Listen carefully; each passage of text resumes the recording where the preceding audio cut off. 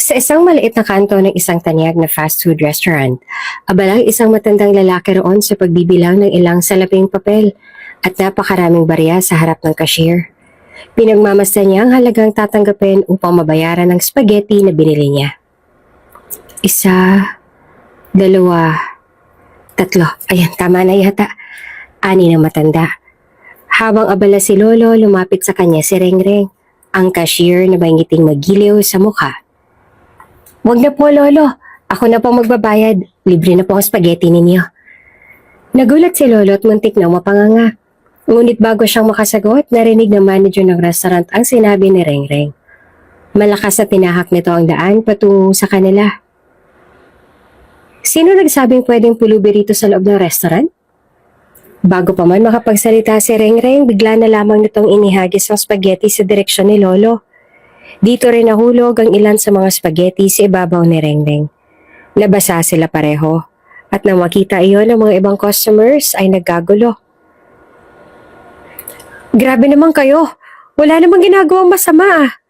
Tumakbo si Rengreng palabas ng counter, ang matay maluha-luha. Hindi makapaniwala sa nangyari. Grabe po kayo! Bakit po ninyo siya trinato ng ganito? Bumalik si manager na may masamang tingin. Lumapit kay Rengreng at nagwika ito. Ah, grabe ako. Saan ba kayo nakakita ng mga tulad nila dito sa loob? Dudumayan lang nila ang restaurant. Paano kapag nasita tayo ng admin? Di ako pang nasisi sa mga kapalpakan ninyo. Nang marinig iyon, naramdaman ni Rengreng na parang tinatanggalan siya ng dignidad. Natakot siyang mawala ng trabaho. Paano kung tanggalin ako? Baka hindi nila ako patawarin. Iyon ang ideyang tumakbo sa isip ni Rengreng mula sa nangyaring kahihiyan. Kung bago ka pa lang sa channel na ito, mga kwento ni Ate Jane, istorya mo, ikwento ko, huwag kalimutang pindutin ang notification bell at subscribe button. Sa isang simpleng bahay sa gilid ng isang masikip na barangay, kilala si Rengreng bilang isang masipag, mapagkakatiwalaan at naaasahan na anak at ate. Dalaga siya at panganay sa kanilang 5 magkakapatid. Siya ang sandigan ng pamilya nila, lalo na matapos ang isang trahedya na nagbago ng kanilang buhay. Ang tatay ni Rengreng ay isang construction worker. Matagal na nagbabanat ng buto si Mang Andoy para maitaguyod ng pamilya. Ang nanay naman ni Rengreng, si Aling Lina, ay isang mananahe na tumatanggap ng maliit na racket mula sa kanilang mga kapitbahay. Pero noong mag-college na sana si Rengreng at planong kumuha ng kursong nursing, biglang nagkaroon ng aksidente sa construction site kung saan nagtatrabaho ang tatay niya. Napuruhan ng tuhod ni Mang Andoy. Halos hindi na ito makalakad. Dahil dito, hindi na siya nakapagtrabaho at nawala ng paunahing pinagkukuhanan nila ng kabuhayan. Sa harap ng biglaang problema, si Rengreng ang umako sa responsibilidad. Tinanggap niya ang kapalarang isakripisyo ang sariling pangarap na maging nurse. Nagharap agad siya ng trabaho at natanggap bilang cashier sa Jollibee, isang sikat na fast food chain sa bansa. Sa araw, abala siya sa pagbibilang ng sukle at pag-aasikaso ng mga customers. Sa gabi naman, tinutulungan niya ang kanilang kapitbahay na si Ate Mirna sa live selling ng mga damit at iba pang uri ng mga produkto sa Facebook. Kinaumagahan, maagang pumasok si Rengreng sa trabaho. Sa fast food chain, kilala siya hindi lamang sa pagiging masipag, kundi pati na rin sa pagiging palangiti at mabait sa mga customers. Kahit pagod, hindi ito halata sa kanya dahil masigla pa rin ang kanyang pakikitungo sa lahat. Rengreng, bilisan mo yung sa counter 2, ang daming tao. Sabi ng isa niyang kasamahan. Opo ate, sandali lang po. Sagot niya habang mabilis na inaayos ang orders. Pagod man, iniisip ni Rengreng na ang bawat minutong pagtatrabaho ay isang hakbang papalapit sa mas maayos na buhay para sa kanyang pamilya. Pagkatapos ng shift niya, dumiretso agad siya sa bahay nila Ate Mirna. Mula alas 7 ng gabi hanggang alas 10, kasama siya ni Ate Mirna sa harap ng kamera para sa live selling. Ang sigla at enerhiya ni Rengreng ang laging nakakahikayat sa maraming viewers na bumili ng mga paninda. Ayan na mga suki, kukunin ko na mga order ninyo. Huwag kayong bibitaw ha. Itag nyo na rin ang mga kaibigan nyo para makakita sila ng mura pero magaganda. Sigaw ni Rengreng sa camera habang may hawak na magandang dress. Oh, comment lang ng mine. Kapag may gustong ipa-flex, sabihin niyo lang dahil mahaba pang gabi. Ay, bilis, baka maubusan. Puno ng enerhiya niya pang dugtong. Natatawa na lamang si Ate Mirna habang iniaabot ang bayad mula sa mga naibenta. Naku, Rengreng, ang dami nating benta ngayong gabi. Ito na ang sweldo mo. Maraming salamat ah. Huwag ka mag-alala. Bibigyan kita ng bonus kapag natapos ko ng mga shipment. Salamat po Ate Mirna. Malaking tulong po ito sa amin. Sagot ni Rengreng sabay ngiti. Paano po? Bukas ulit? Sambit niya pa bago magpaalam kay Ate Mirna. Pag uwi ni Rengreng sa bahay, tulog na ang kanyang mga kapatid at tatay. Si Aling Lina na lamang ang gising. Hinihintay siya makauwi dahil ito ang magbubukas ng pinto para sa kanya. Bukas na lang po ako kakain ay. Busog naman na po ako. Nagpamerienda si Ate Mirna. Magpahinga na po kayo. Sagot ni Rengreng habang inilalagay ang pera sa kanyang kinita ngayong gabi sa kamay ng kanyang nanay. Anak, magtira ka naman para sa sarili mo. Sabi ni Aling Nina. Nag-aalala sa kalagayan ng anak. Nakapagtabi na po ako, Nay. Kaunti lang naman ang kailangan ko. Tugon ni Rengreng na may ngiti. Pilit na itinatago ang pagod. Nagpasalamat si Aling Lina at tiyakap ang anak. Napakabait mo namang anak, Reng. Hindi ko alam kung paano kita mababayaran sa lahat ng sakripisyo mo. Matapos kumain at maglinis, tumuloy si Rengreng sa kanilang maliit na kwarto.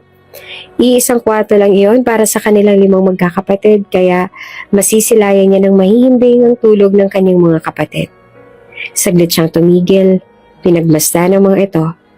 Sa ilalim ng kanilang Durabox, kinuha niyang maliit na alkansya na yari sa plastic. Doon niya iniipon ang natitira sa sweldo niya. Inilalagay niya ang dagdag na perang natanggap mula kay Ate Mirna. Balang araw, bulong ni Rengreng sa sarili habang hinahaplos ang alkansya. Giginhawa rin kami. Makakapag-aral din ako ng nursing. Habang nakahiga sa banig ay ipinikit niya na ang kanyang mga mata. Sa likod ng lahat ng pagod at sakripisyo, buo ang kanyang loob at paniniwala. Hindi man madali ang buhay ngayon, darating din ang araw na matutupad ang kanyang pangarap. Ang araw ni Rengreng ay laging puno ng hindi maubos-ubos na mga gawain. Mula sa pagpasok niya sa trabaho bilang cashier sa Jollibee hanggang sa pag-uwi sa gabi, halos wala na siyang pahinga. Ngunit hindi iyon alintana ni Rengreng dahil alam niyang ang bawat pagod at danas niya ay para naman sa kinabukasan niya at ng kanyang pamilya. Sa fast food chain, abala ang lahat. Maingay ang kusina. Tuloy-tuloy ang pila ng mga customer at ramdam ang pressure ng mabilisang serbisyo. Sa gitna ng lahat ng ito, si Rengreng ang tipo ng empleyadong hindi nawawala ang ngiti kahit na pagod na pagod na. Rengreng, bilisan mo sa counter 3. Sigaw ng kanilang bagong manager si Ma'am Delia na kilalang masungit at walang pasensya. Opo ma'am, sagot ni Rengreng habang inaasikaso ang order ng isang customer. Si Ma'am Delia ay lagi nakabantay sa bawat galaw nila. Parang wala ito nakikitang tama sa trabaho ng mga crew, lalo na kay Rengreng. Kahit gaano siya kasipag, palaging may napupuna ang manager. Rengreng, ano ba yan? Ang bagal mo! Kung hindi mo kaya ang trabaho, maghanap ka ng ibang mapapasukan. Sermon ito habang nakataas ang kilay. Pasensya na lang ang lagi niyang sagot. Dahil alam niyang hindi siya maaaring sumagot ng pabalang. Kailangan niya ang trabahong to. Kaya naman tinitiis niya ang lahat ng masasakit na mga salita na nagbumula sa kanilang napakasungit at napakataray na manager. Isang tanghali habang abala si Rengreng sa counter, pumasok isang grupo ng mga nursing students sa restaurant. Halatang magkakaibigan ng mga to. Nagtatawanan habang nakasuot ng kanilang uniforme. Ang kanilang saya ay nagdala ng kakaibang ingay sa lugar. Hi miss, pwede bang mag-order ng 2 spaghetti, 1 burger steak at 2 large fries? Tanong ng isa sa kanila habang umingiti. At 3 chicken with rice rin, please. Ice tea lahat ng inumin. Ice cream para sa akin. Pie naman sa akin. Pahabol pa ng 2 sa mga magkaibigan na magkasama at kumpulan sa may counter. Ngumiti rin si Rengreng at sinimula ng pagkuha ng order. Ngunit hindi may tatangking may kakaibang lungkot sa kanyang mga mata habang pinagmamasdan ng grupo. Pangarap ko rin sana maging nurse. Mahina niyang bulo sa sarili habang tinatype ang mga order sa cash register. Napansin ng manager niya si Ma'am Delia ang mabagal na kilos na Rengreng. Rengreng, ano ba yan? Bakit ang bagal-bagal mong kumilos? Kung ano-ano pang iniisip mo. Galit na sabi nito. Pasensya na po, ma'am.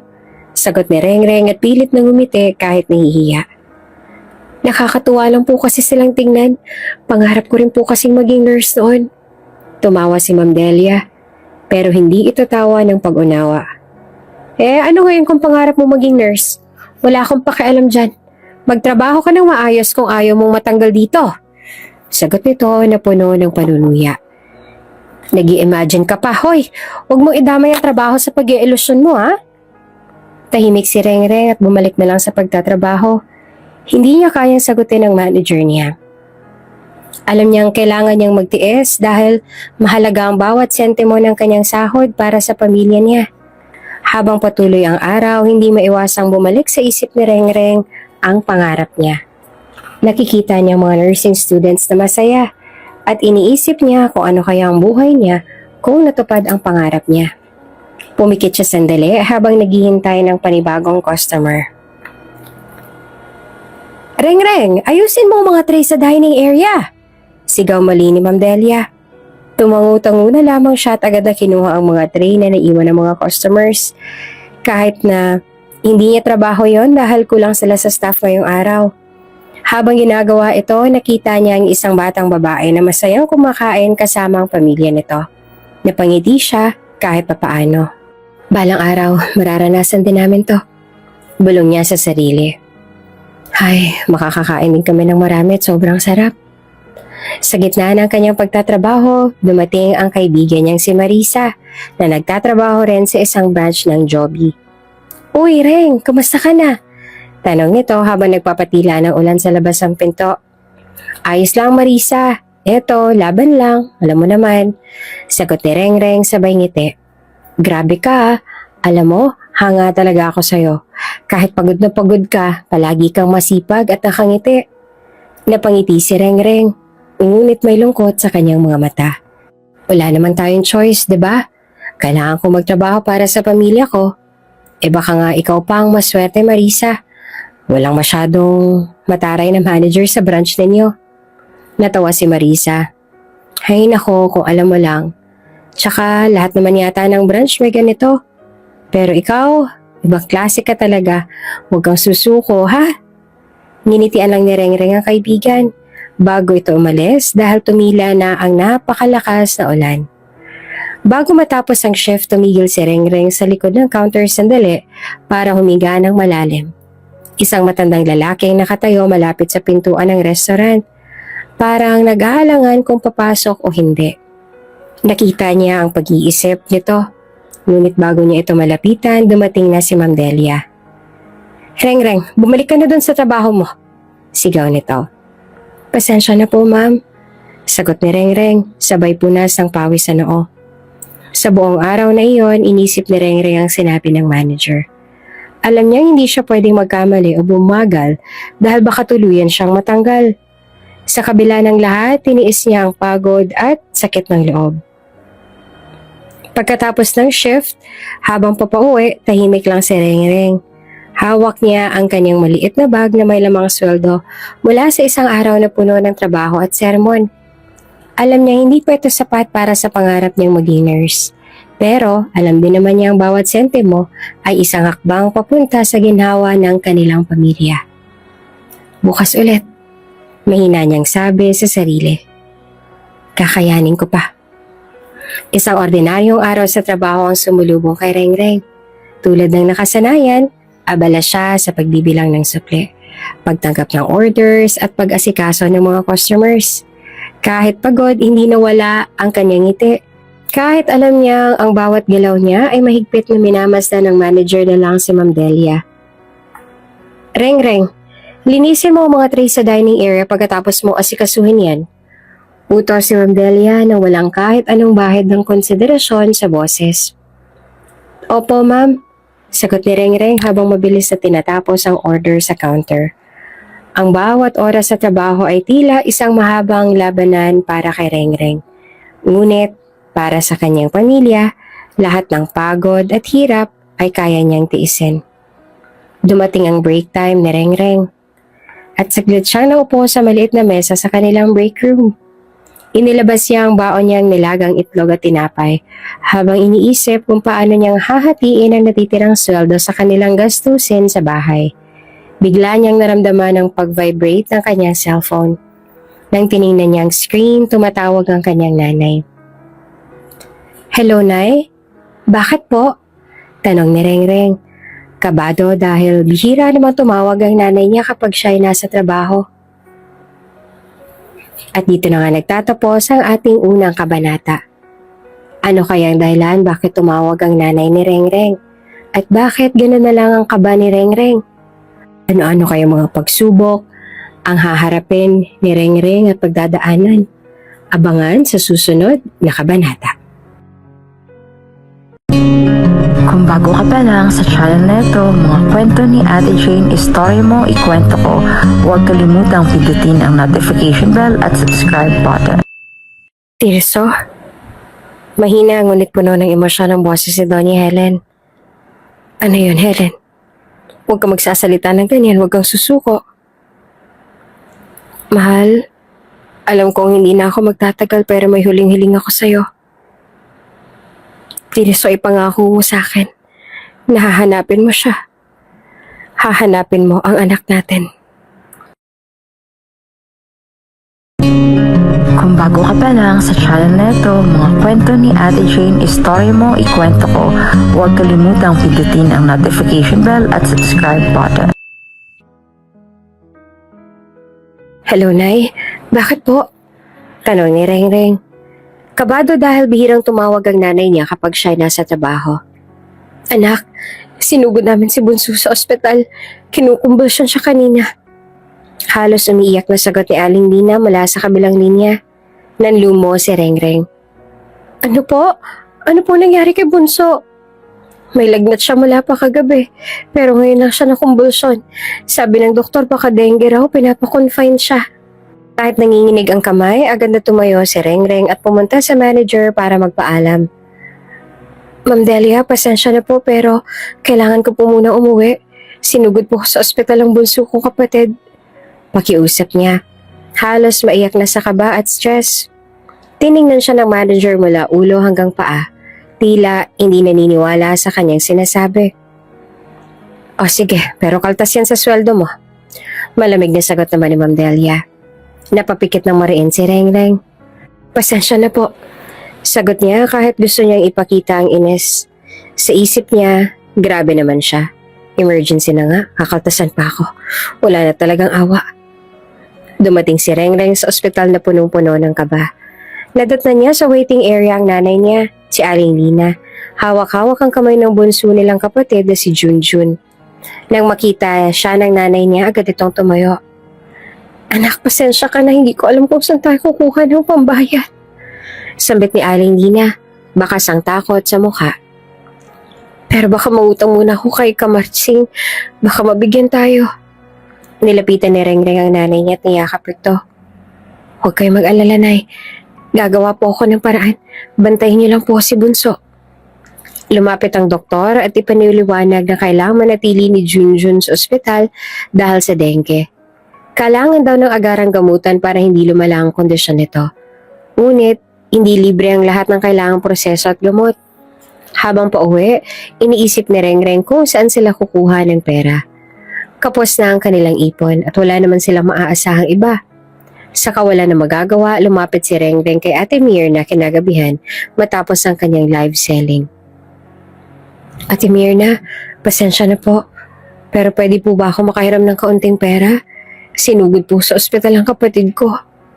Pakiusap niya. Napangiti naman si Ate Mirna, tinapik ang balikat ni Rengreng. Naku Reng, alam mo namang mabait ka sa akin.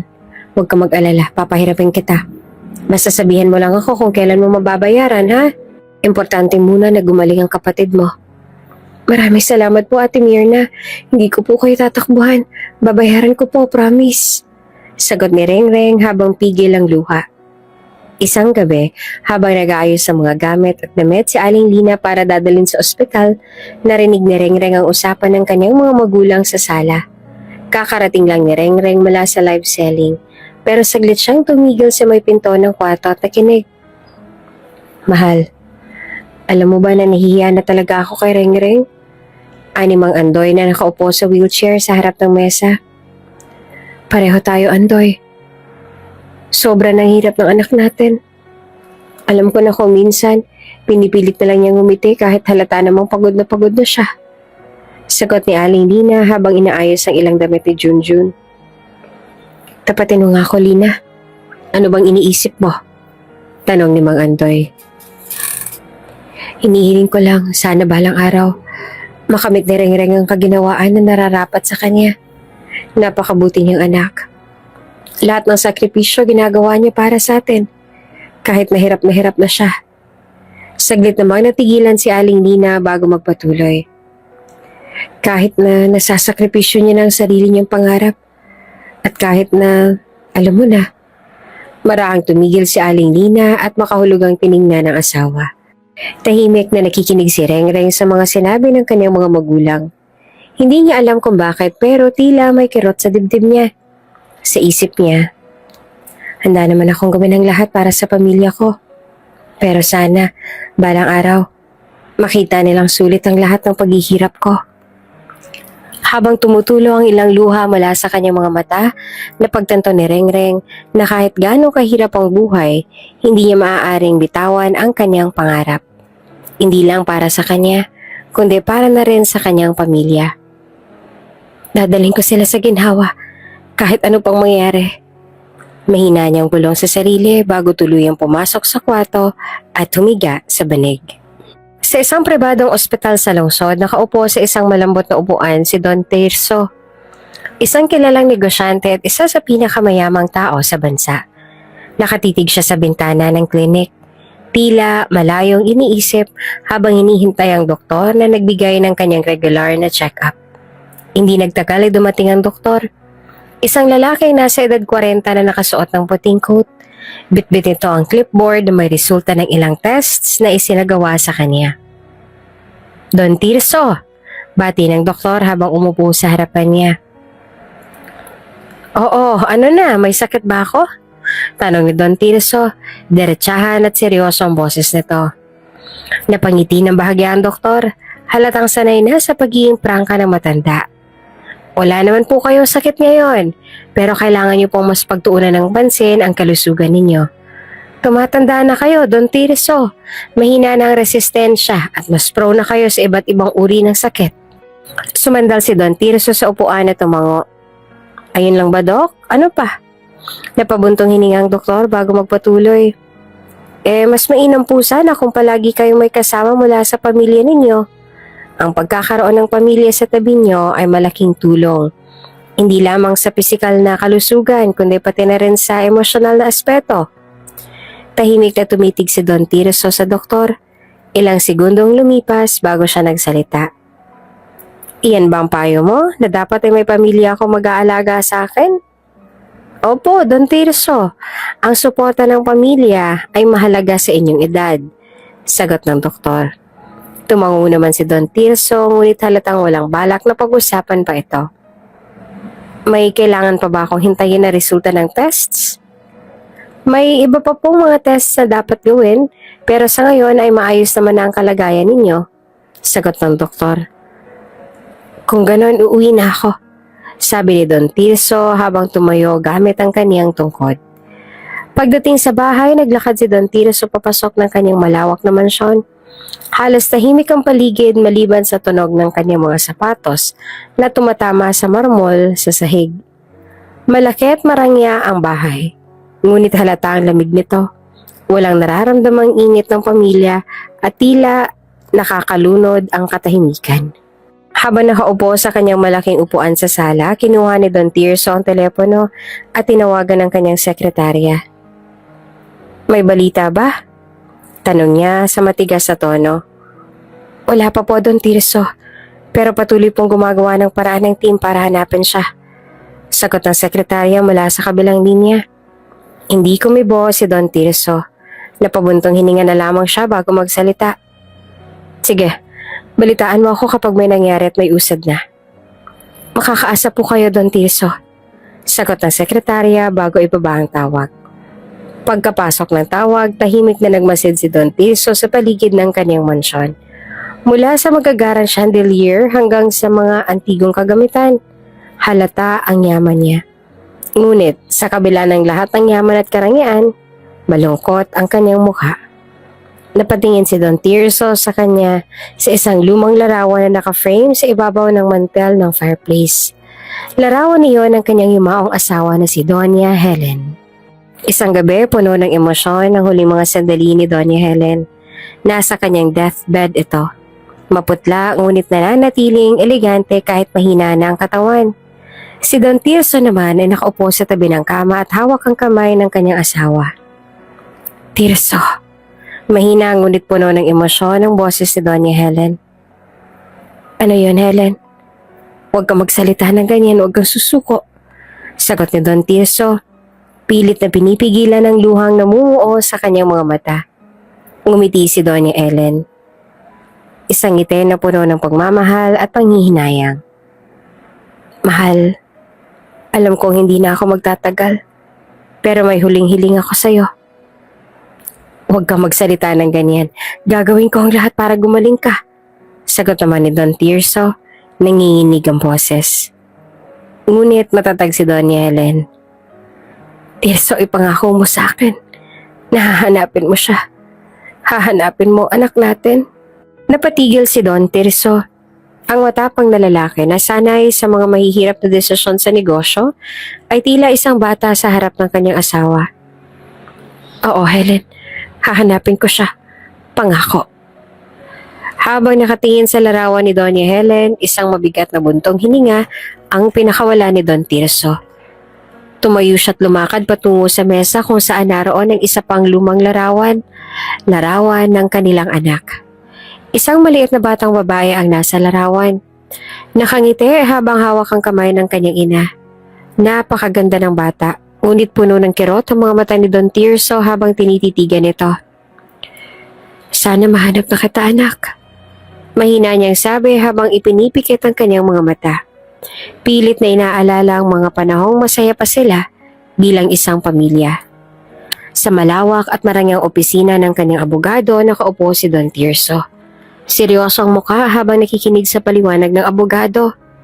Nasa pagitan nila ang isang makapal na folder na naglalaman ng mga dokumento tungkol sa kanyang mga ari-arian at mana. Don Tirso, simula ng abogado habang inaayos ang kanyang salamin. Simula nang mawala si Doña Helen, ang tanging tagapagmana ng inyong ari-arian ay ang inyong nag-iisang anak. Pero dahil hindi pa rin natin siya natatagpuan, mahalagang planuhin kung anong mangyayari sa inyong kayamanan kung sakaling. Hindi na tinapos sa abogado ang kanyang pangungusap. Ngunit naiintindihan ni Don Tirso ang ibig niyang sabihin. Tumango siya. Tila tinatanggap ang bigat ng sitwasyon. Kung sakaling hindi na mahanap ang anak ko, dugtong ni Don Tirso, ang boses ay puno ng pangungulila. Oo, Don Tirso, maaari nating i-allocate ang inyong ari-arian sa mga charities at NGOs. Ito ang pinakamadaling paraan upang masiguro na magamit ang inyong kayamanan sa makabuluhang paraan. Suhesyon ng abogado. Perhaps pwede niyong i-consider ang mga foundations na natulungan niyo na rin itong mga nakaraang taon. Pati ang paboritong charity ni Doña Helen. Tahipik na nag-isip si Don Tirso. Bagamat mabuting ideya ang ibigay ang kanyang yaman sa mga nangangailangan, ramdam niya ang bigat ng pangakong iniwan sa kanya ni Doña Helen. Hindi niya magagawang isuko ang paghahanap sa kanilang anak. Huwag muna, sagot pa ni Don Tirso. Naniniwala ako mahahanap ko pa rin ang anak ko. Hindi ko siya isusuko. Ipinangako ko kay Helen iyon. Ang abogado naman ay tumango, bagamat halata sa kanyang mukha ang pag-aalala. Naiintindihan ko po, Don Tirso, pero kung sakaling hindi natin siya makita, hindi na siya pinatapos pa ni Don Tirso. Sapat ng sinabi ko, mahahanap ang anak ko. Hahanapin ko siya.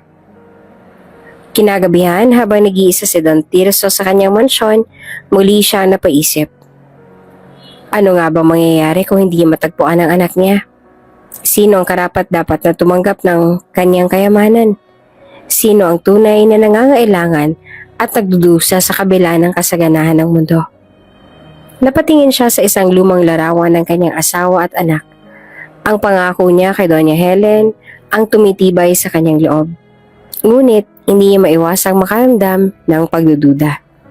Sa kanyang pag-iisa, biglang sumagi sa isip niya ang isang ideya.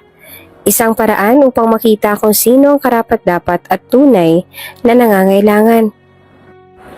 Paano kung mahina niyang sabi sa sarili? Magpanggap ako bilang isang pulube. Kinabukasan, maaga pa lang ay nagbihis na nga si Don Tirso ng lumang damit na tila pinaglumaan na ng panahon. Kinuha niya ang isang balabal na punit-punit at isang lumang tungkod. Sa salamin, halos hindi siya makilala.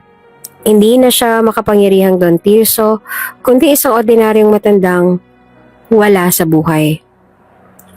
Lumabas siya ng kanyang mansyon at nagtungo sa lansangan. Sa kanyang paglalakad, dama niya ang kakaibang tingin ng mga tao sa paligid. Ang mga mata ng iba ay puno ng awa, ngunit ang karamihan ay tila nandidiri at umiwas. Ibang-iba ang trato ng lahat kumpara kapag bihis na bihis siya bilang Don. Doon niya napagtanto na iba talagang takbo ng mundo.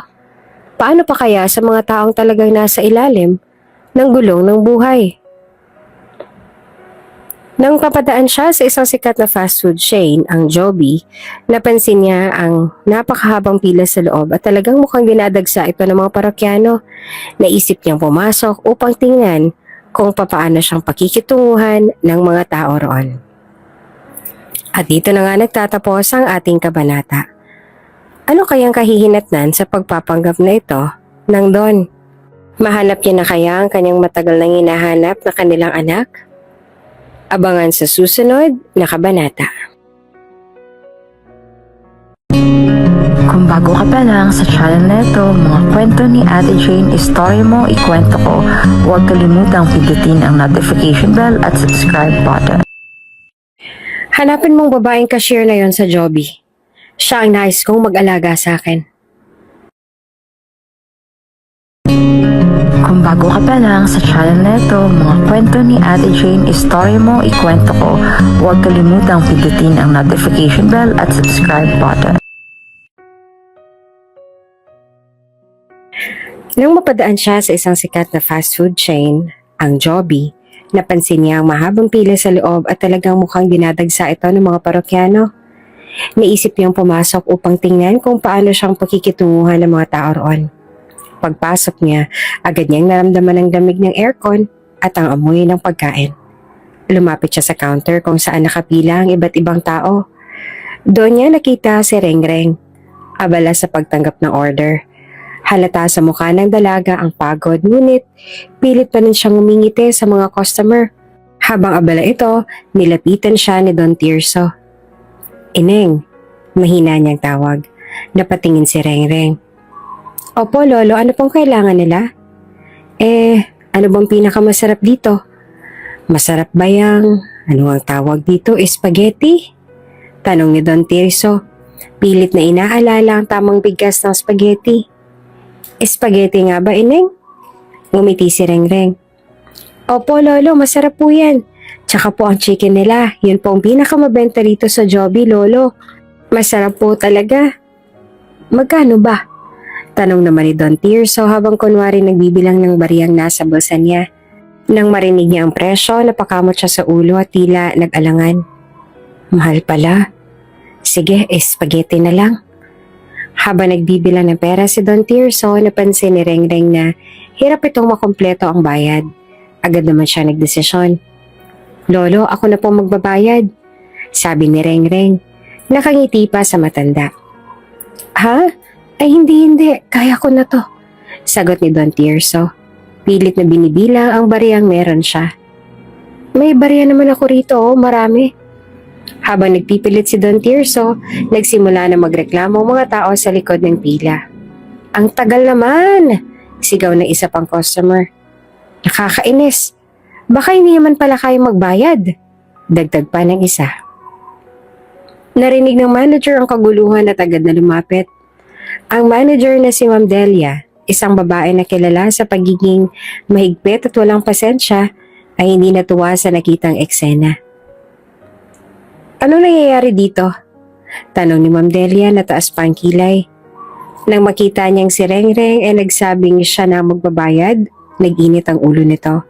Agad niyang kinuha ang tray ng spaghetti at itinapon nito sa counter.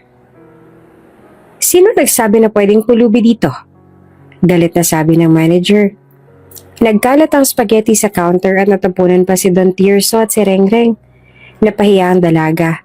Ngunit, mas lalong nagulat si Don Tirso sa inasal ng manager.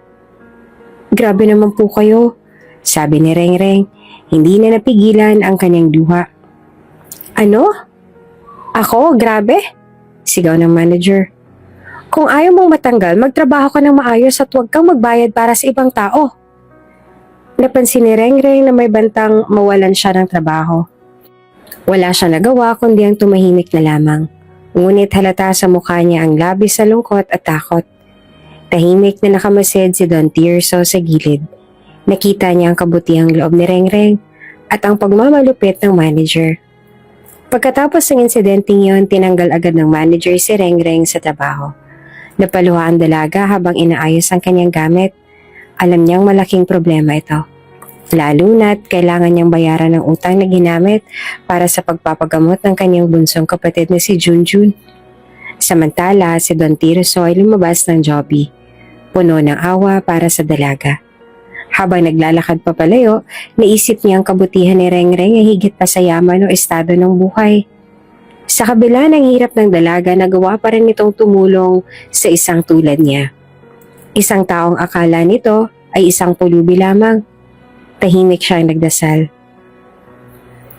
Helen, mukhang may nakita na akong karapat-dapat sa mana. Sa kusina ng kanilang simpleng bahay, tahimik na nag-uusap sina Rengreng at Aling Lina. Habang nagtitimpla ng kape ang kanyang ina, si Rengreng ay nakayuko. Pilit na pinipigilan ang kanyang luha. Ngunit hindi na kayang itago ang bigat ng kanyang nararamdaman. Nay, humikbi si Rengreng. Natanggal po ako sa trabaho. Napalingon si Aling Nina. Baka sa mukha ang gulat at awa. Lumapit siya sa anak at naupo sa tabi nito. Anak, mahinahon niyang tanong. Bakit? Ano bang nangyari? Nagalit po ang manager namin dahil tumulong ako sa isang matandang walang pambayad. Sagot ni Rengreng habang pinupunasan ang kanyang luha. Hindi ko na po mabayaran ang utang natin kay Ate Mirna. Paano na tayo na nahihirapan na po ako? Niyakap siya ni Aling Nina.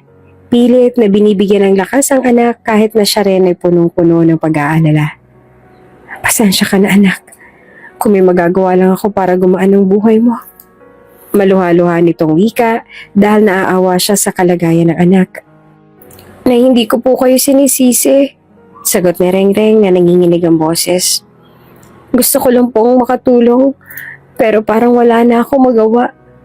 Huwag ka mag-alala anak, sabi ni Aling Nina habang hinahaplos ang buhok ng anak. May awa ang Diyos, magdasal lang tayo. Bibigyan ka niya ng bagong pagkakataon. Magkayakap ang mag-ina habang si Aling Nina ay tahimik na nagdarasal.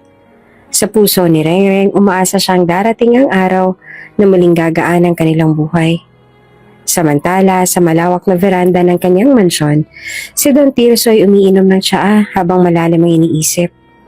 Ngunit sa kalagitnaan ng kanyang pagmumuni-muni, bigla niyang naramdaman ang paninikip ng kanyang dibdib. Daing niya. Pilit na kumakapit sa lamesa habang bumabangon. Subalit sa kanyang pagtayo, halos matumba siya. Agad siyang nasaklolohan ng kanyang mga staff na nagmadaling dalhin naman siya sa ospital. Sa ospital, matapos ang serye ng pagsusuri, nakausap ni Don Tirso ang kanyang doktor. Don Tirso, sabi ng doktor, wala po kayong dapat na ikabahala ngayon. Pero base sa resulta ng tests, meron kayong kondisyon na dapat bantayan. Anong ibig niyo sabihin, Doc? Tanong ni Don Tirso na nag-aalala. Late na po kasi nadedetect ang ganitong klase ng sakit. Pero maaari pa naman itong madaan sa gamutan. Kakailanganin niyo lang po ng masuring pag-aalaga at regular na pag-inom ng mga gamot. Tahimik na tumango si Don Tirso. Ngunit sa kanyang isip, naglalaro ang mga tanong. Ano pa ba ang silbi ng pagpapagamot kung tila nawawala ng dahilan ng kanyang pag-asa pang mabuhay? Dok, may ibang opsyon pa ba? Tanong niya. Pilit na pinapakita ang kanyang pagiging matatag. Maaari po tayong maghanap ng second opinion, sagot ng doktor. O kaya naman ay mag-focus na lamang sa palliative care, lalo na kung mas gustuhin ninyo maging komportable sa halip na dumaan sa mas komplikadong gamutan. Napabuntong hininga si Don Tirso. Sa kabila ng lahat, isang tanong ang bumabagabag sa kanya. Paano kung makita niya ang kanyang anak? Kailangan niya pa ng mas mahabang buhay para makasama ito. Habang nakaupo si Don Tirso sa kanyang silid na puno ng katahimikan ng kanyang paligid, kailangan niya ng mag-aalaga sa kanya. Ang mga staff sa kanyang mansyon ay abala sa ibang trabaho roon. Sa gitna ng kanyang malalim na pag-iisip, naalala niya ang insidente sa Joby. Partikular ng kabutihan ng cashier na tumulong sa kanya kahit walang kapalit. Siya kaya, mahina niyang bulong sa sarili. Mukhang mabait siya at parang matyaga. Mapagkakatiwalaan din siguro dahil mabuti ang puso. Agad niyang tinawagan ang kanyang secretary. Hanapin mong babaeng cashier na yon sa Joby. Siya ang nais ko mag-alaga sa akin. Samantala, sa bahay ni Rengreng, abala siya sa pag-ayos ng kanyang resume. Napagdesisyonan niyang mag-ikot sa bayan upang maghanap ng bagong trabaho. Habang ginagawa ito, nakita niya ang kanyang mga kapatid na papasok sa eskwela. Napansin niya ang sira na ang sapatos ng mga ito. Ang mga bag ay luma na at ang mga lapis ay pudpud na halos hindi na magamit. Nasaktan si Rengreng sa kalagayan ng kanyang mga kapatid. Kailangan ko makahanap ng trabaho, bulong niya sa sarili. Habang nag-aayos, biglang tumunog ang kanyang cellphone.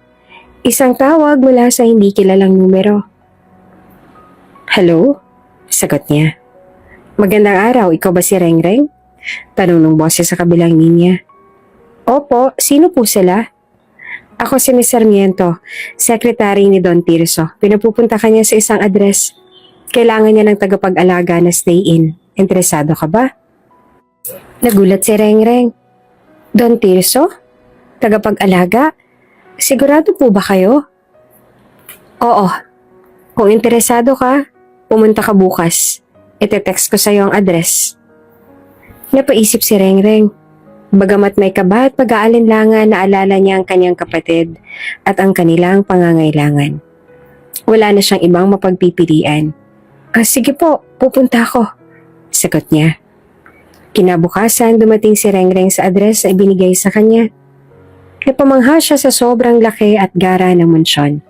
Hindi niya inakala na ito ang magiging lugar ng kanyang trabaho. Grabe, ganito pala ang mga bahay ng mayayaman. Bulong niya sa sarili. Pagpasok niya sa mansyon, sinalubong siya ng isang profesional na sekretary. Ikaw ba si Rengreng? Tanong nito.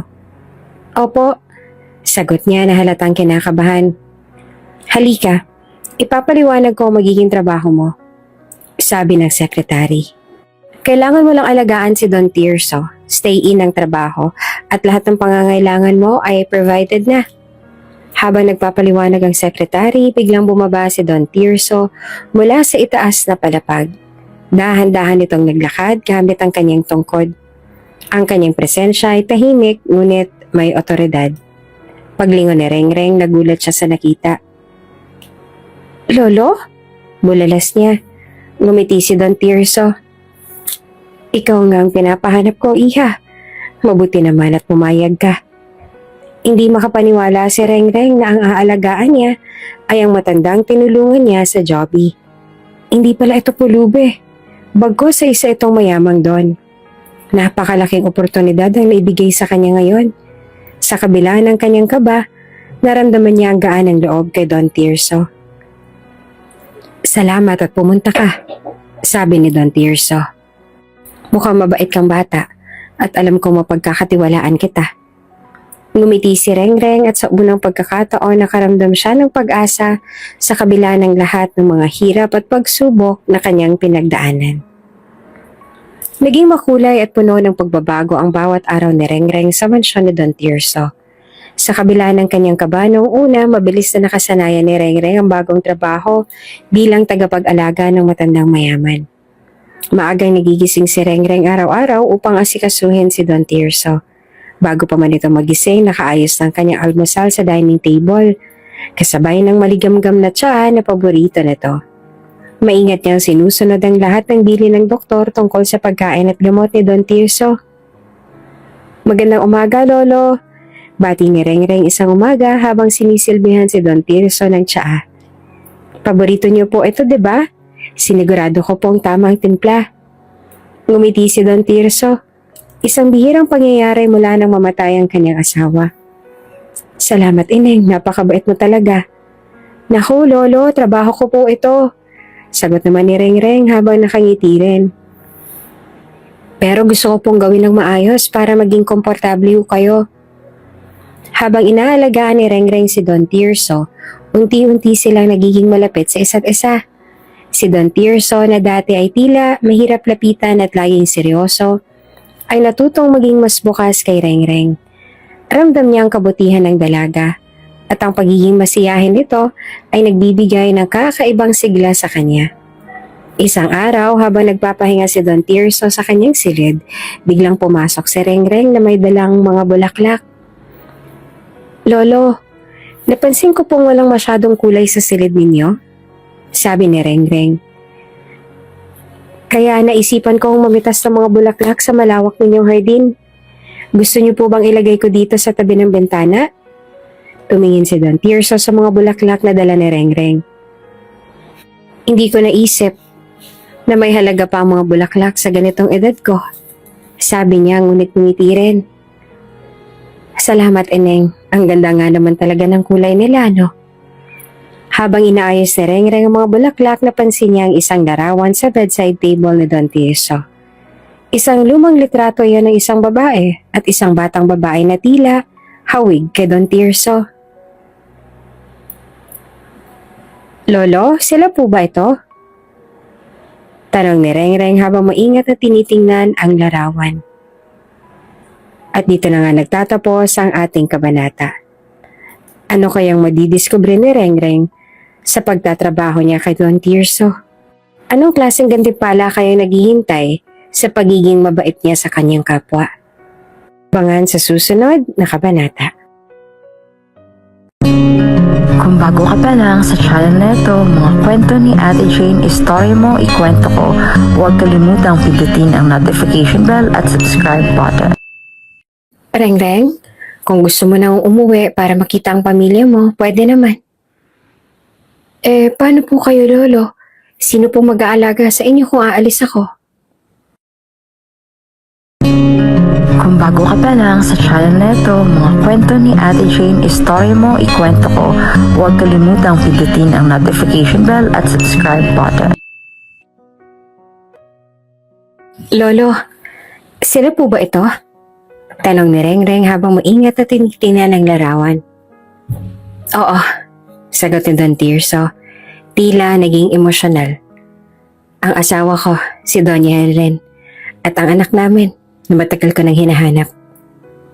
Natahimik si Rengreng. Ramdam niya ang lungkot sa boses ni Don Tirso. Lolo, sana po balang araw makita niyo na po siya. Salamat, Ineng. Sabi naman ni Don Tirso, pilit na ngumiti. Sana nga. Pero habang wala pa siya, mabuti nang nandito ka. Tuwing hapon, sinasamahan ni Rengreng si Don Tirso sa veranda upang magpainit sa araw. Habang kumakain sila ng merienda, madalas silang magkwentuhan tungkol sa buhay. Rengreng, paano ka napunta sa Jollibee? Tanong ni Don Tirso isang araw. Kailangan ko pong magtrabaho noon para matulungan si nanay at mga kapatid ko. Tsaka sa araw po, sa Jollibee po ako nagtrabaho noon. Sa gabi naman po sa kapitbahay namin na nag-online selling sa Facebook. Sagot ni Rengreng. Ginagawa ko po lahat ng yan para po sa pamilya ko. Gusto ko po makatulong kahit papaano. Kahit mahirap, masaya po ako nakakatulong sa kanila. Napahanga naman si Don Tirso sa dedikasyon ng dalaga sa kanyang pamilya. Abay, napakabuti mong bata, Rengreng.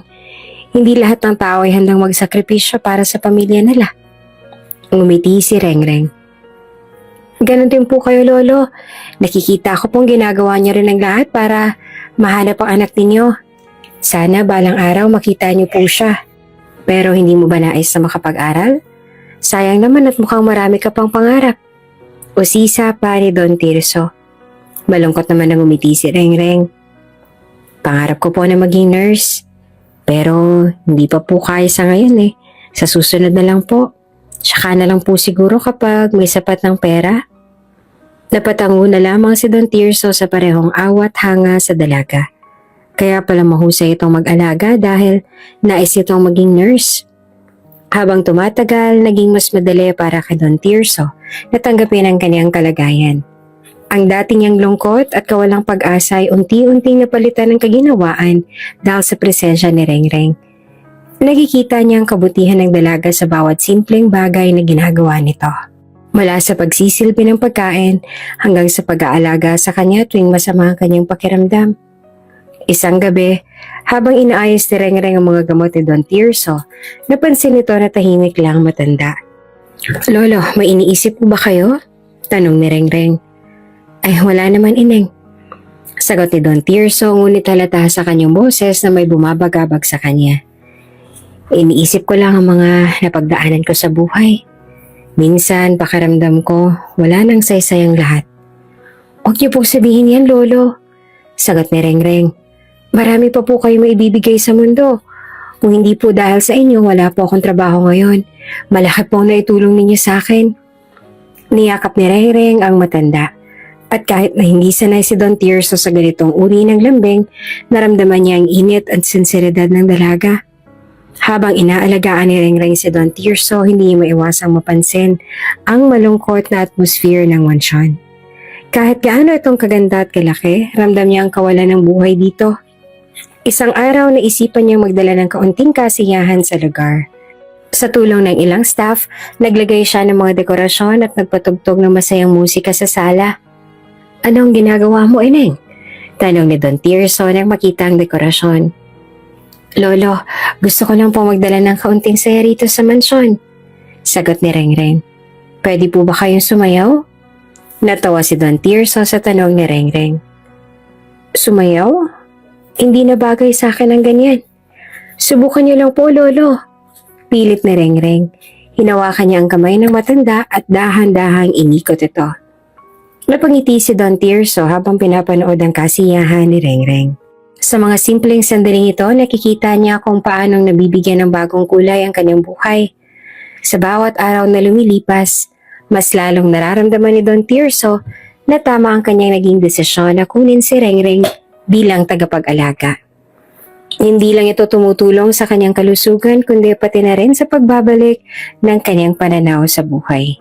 Habang tumatagal, unti-unti ring nararamdaman ni Rengreng ang kakaibang respeto at pagmamahal kay Don Tirso. Para na itong naging lolo niya at ginagawa niya ang lahat upang maipadama dito na hindi ito nag-iisa. At sa gitna ng kanilang pagtutulungan, parehong umaasa sina Rengreng at Don Tirso na balang araw, ang bawat sugat at lungkot sa kanilang buhay ay tuluyang maghilom. Araw-araw, tila mas nagiging abala si Rengreng sa kanyang trabaho sa mansyon ni Don Tirso. Hindi lamang ang kanyang pang-araw-araw na gawain ang iniisip niya, kundi pati ang kalagayan ng matanda. Lubos ang kanyang dedikasyon sa pag-aalaga at ramdam na ramdam naman ito ni Don Tirso. Habang naglilinis si Rengreng isang umaga, napansin niya ang isang pinto sa ikalawang palapag ng mansyon na laging nakasara. Tila kakaiba ito dahil ang ibang mga kwarto sa mansyon ay bukas at ginagamit. Lumapit siya, sinubukang hawakan ng doorknob. Ngunit bago pa niya ito mabuksan, biglang lumitaw ang mayordoma. Anong ginagawa mo riyan, Rengreng? Tanong ng mayordoma, halatang nagulat. Napansin ko lang po itong pinto. Sagot ni Rengreng. Ano po ba ang kwarto na to? Ay nako, Rengreng, bawal pumasok dyan. Sagot ng mayordoma na parang natataranta. Hindi pinapapasok ni Don Tirso kahit sino riyan. Private room niya yan. Hindi rin nga kami pwede sa loob niyan kaya huwag ka na ulit susubok na pumasok dyan at baka masita ka ni Don Tirso. Oh, ganun po ba? Sagot ni Rengreng. Pero hindi niya mapigilang magtaka. Ano po kayong meron sa loob?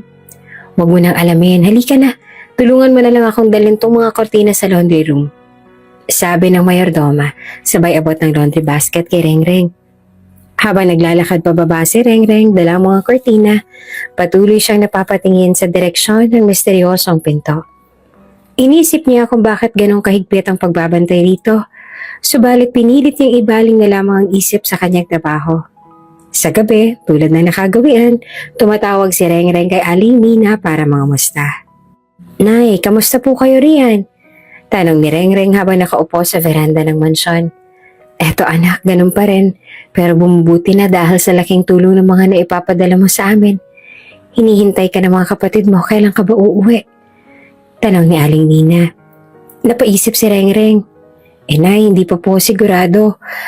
Baka po sa birthday na lang po ng bunso natin para makapaghanda rin tayo kahit papano. Ganun ba anak? Ay sige, mag-iingat ka na lang dyan ha. Hindi ka naman inaalipusta ng amo mo. Puno ng pag-aalalang tanong ni Aling Nina. Natawa ng bahagya si Rengreng dahil nakakatiyak siyang hindi siya kailanman aalipustahin o tatatuhin ng masama ni Don Tirso. Dahil likas naman na mabuti ang puso na matanda. Ay hindi po nay, maayos na maayos po ako rito. Huwag po kayo mag-alala. Miss na miss ko na nga po kayong lahat dyan eh. Ingat po kayo lagi ha. Habang kausap niya si Aling Nina, narinig ito ni Don Tirso na nasa likuran niya. Lumapit ito ng marahan at nagtanong. Rengreng, kung gusto mo namang umuwi para makita ang pamilya mo, pwede naman.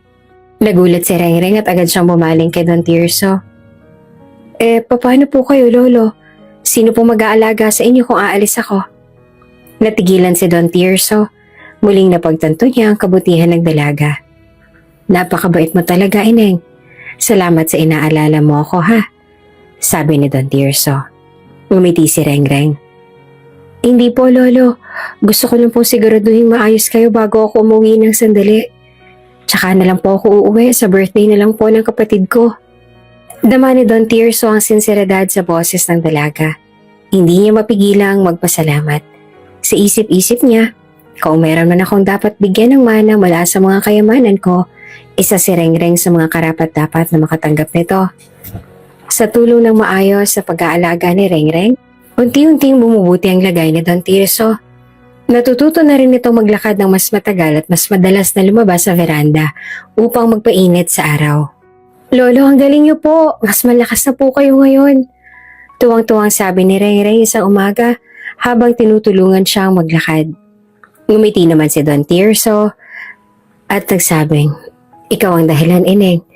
Aba kung hindi dahil sa'yo, baka wala na akong lakas na magpatuloy. Hindi po, Lolo. Kayo rin po may gustong bumuti ang kalagayan niyo. Ginagawa ko lang po ang trabaho ko. Sagot naman ni Rengreng. Pero hindi niya mapigilang mapangiti rin. Isang hapon habang nagkakape si Don Tirso sa veranda, dumating ang isang staff at dala ang telepono. Don Tirso, may tawag po ang sekretary. May update daw po tungkol sa paghahanap sa anak ninyo. Sabi ng staff sa kanya. Biglang kumabog ang dibdib ni Don Tirso. Anong balita? Tanong niya habang maingat na kinukuha ang telepono. May nahanap na po kaming lead kung saan maaaring matagpuan ang anak ninyo. Sagot ng sekretary sa kabilang linya.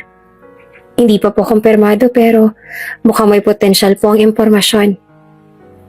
Halos hindi makapagsalita si Don Tirso sa kabat excitement. Sige, ituloy niyo lang ang paghahanap.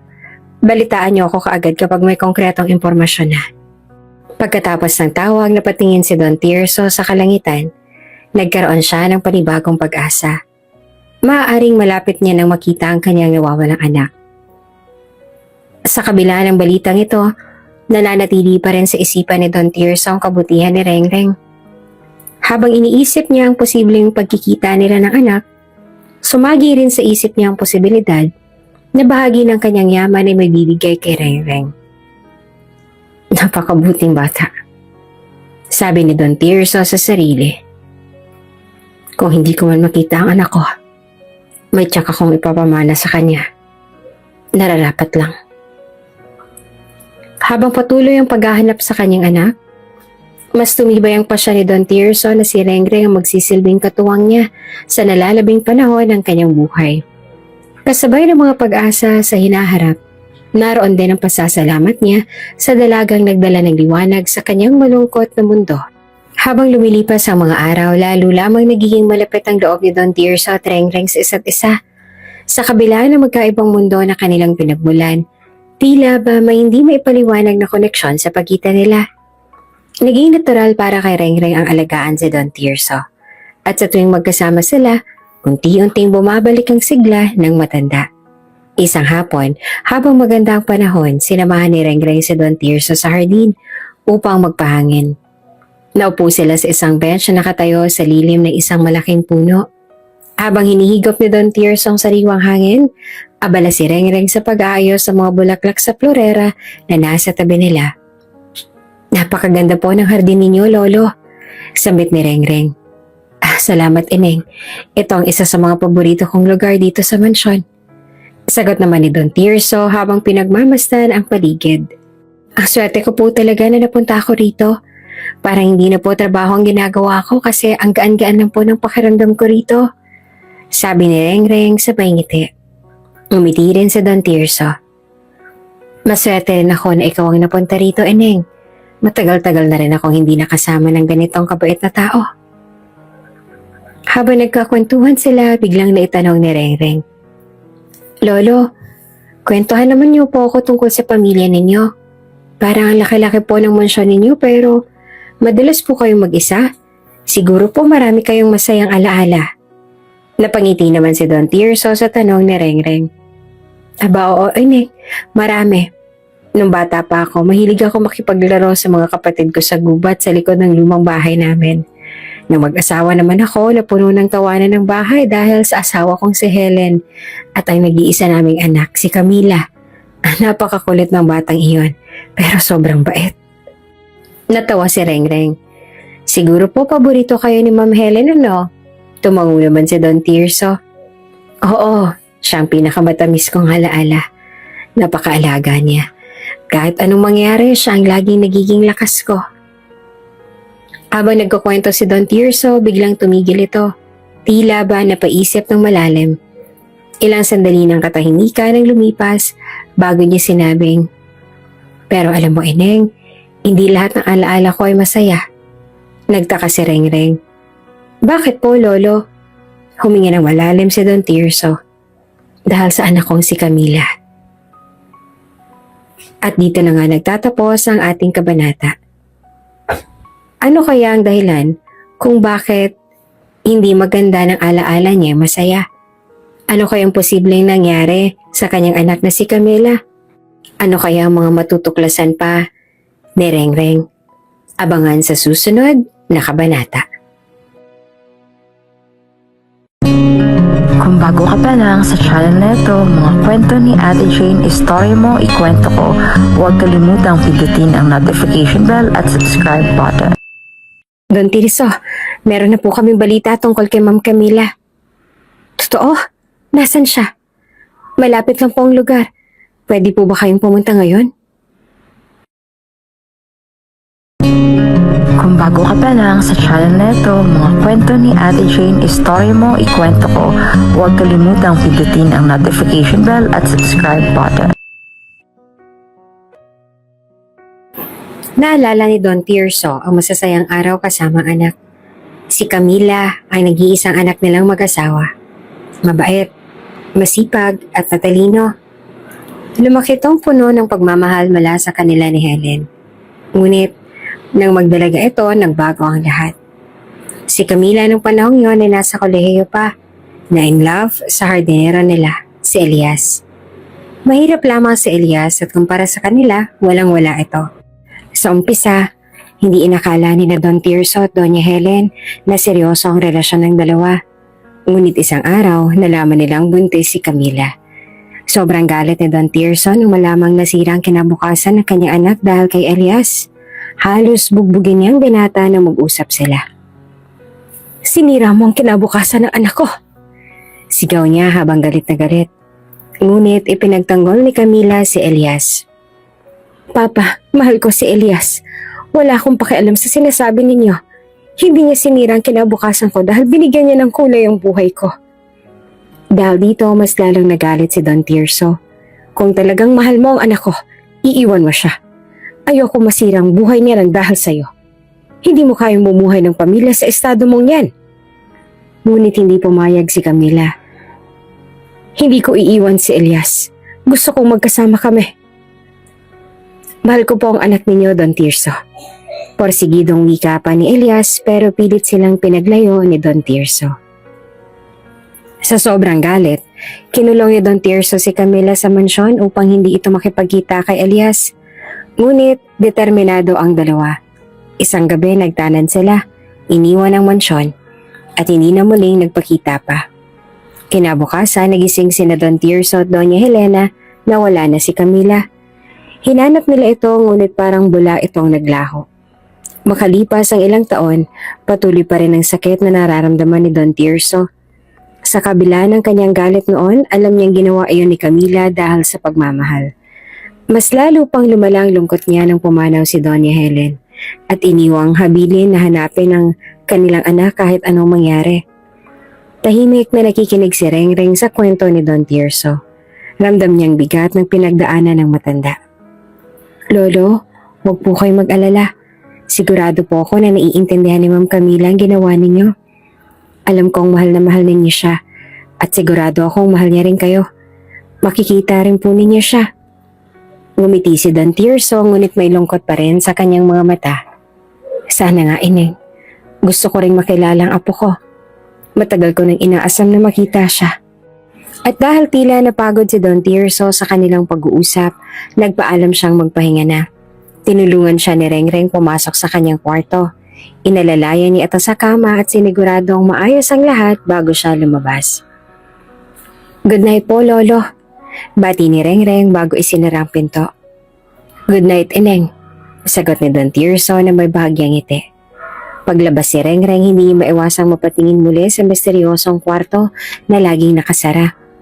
Parang may humihila sa kanya upang buksan ito.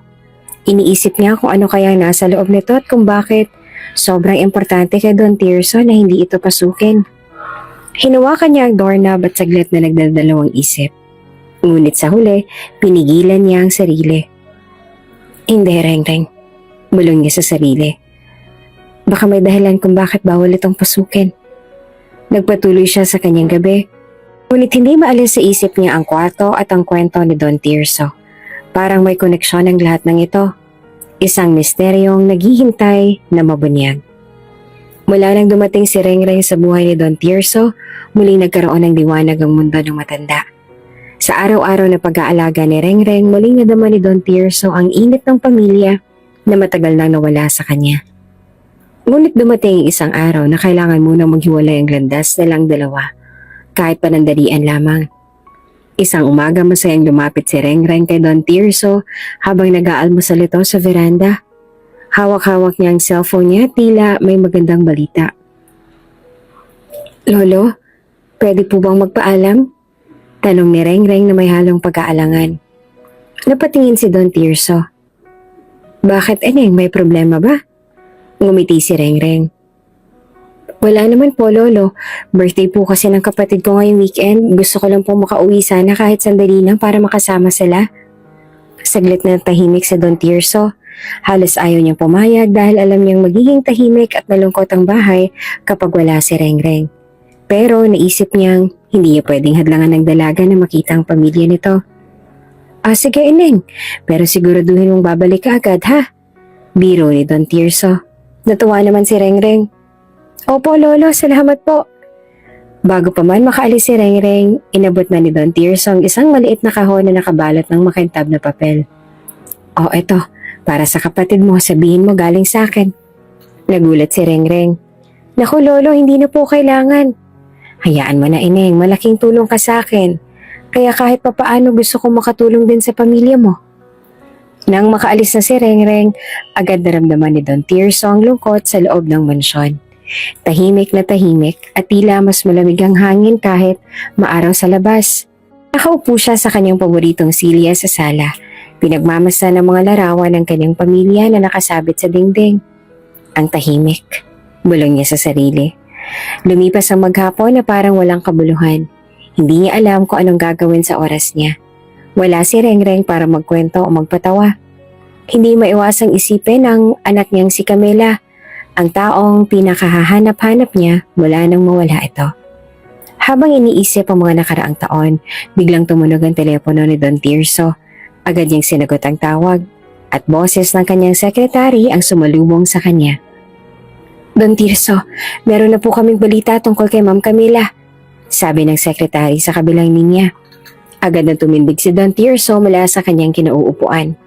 Totoo ba yan? Nasaan siya? Kailangan ko siyang makita kaagad. Malapit lang po ang lugar. Pwede po ba kayong pumunta ngayon? Hindi na nagdalawang isip pa si Don Tirso. Agad niyang ipinahanda ang kanyang sasakyan at nagmadaling umalis patungo sa lugar na itinuro ng kanyang sekretary. Pagdating niya sa lugar, nagulat si Don Tirso nang mapansin niyang nasa isang sementeryo siya. Bumaba siya ng sasakyan at lumapit sa kanyang sekretary na naghihintay sa kanya sa harap ng isang puntod. Anong ibig sabihin nito? Tanong ni Don Tirso na tila nanginginig ang boses. Akala ko ba may balita ka tungkol sa anak ko? O anong ginagawa ko rito? Malungkot na tumingin sa kanyang sekretary. Don Tirso, ikinalulungkot ko pong sabihin pero wala na po si Ma'am Camila. Parang tinamaan ng matalim na sibat ang puso ni Don Tirso. Hindi siya makapaniwala. Tila bumagsak ang buong mundo niya sa harap ng puntod na nakasulat ang pangalan ng kanyang anak. Camila del Rosario. Binasa niyang nakaukit sa bato. Sa tabi nito ay may isang lapida. Elias Villamor. Napansin din ito ni Tirso na magkapareho ang petsa ng kanilang pagkamatay. Halos maduwal si Don Tirso sa sobrang sakit. Hindi niya napigilan ang pagbuhos ng kanyang luha. Hindi to totoo. Buhay ang anak ko. Buhay siya. Inilalayan si Don Tirso ng kanyang mga staff. Halos maglupasay na si Don Tirso sa sahig dahil sa nalaman. Pinilit ng sekretary na pakalmahin si Don Tirso at ipinaliwanag ang lahat ng nalaman nila. Don Tirso, nahanap po namin ang ospital kung saan nanganak si Ma'am Camila. Doon po namin nakuha ang mga detalye. At base po sa mga record, namatay po sila ni Elias sa isang aksidente ilang taon na rin na nakalilipas. Hindi pwede. Patuloy na sigaw ni Don Tirso. Halos hindi siya makahinga sa sobrang bigat ng nadarama. Ang tagal kong hinanap ng anak ko, tapos ganito lang? Pasensya na po, Don Tirso. Ginawa po namin ang lahat para hanapin siya pero nasaan ang apo ko?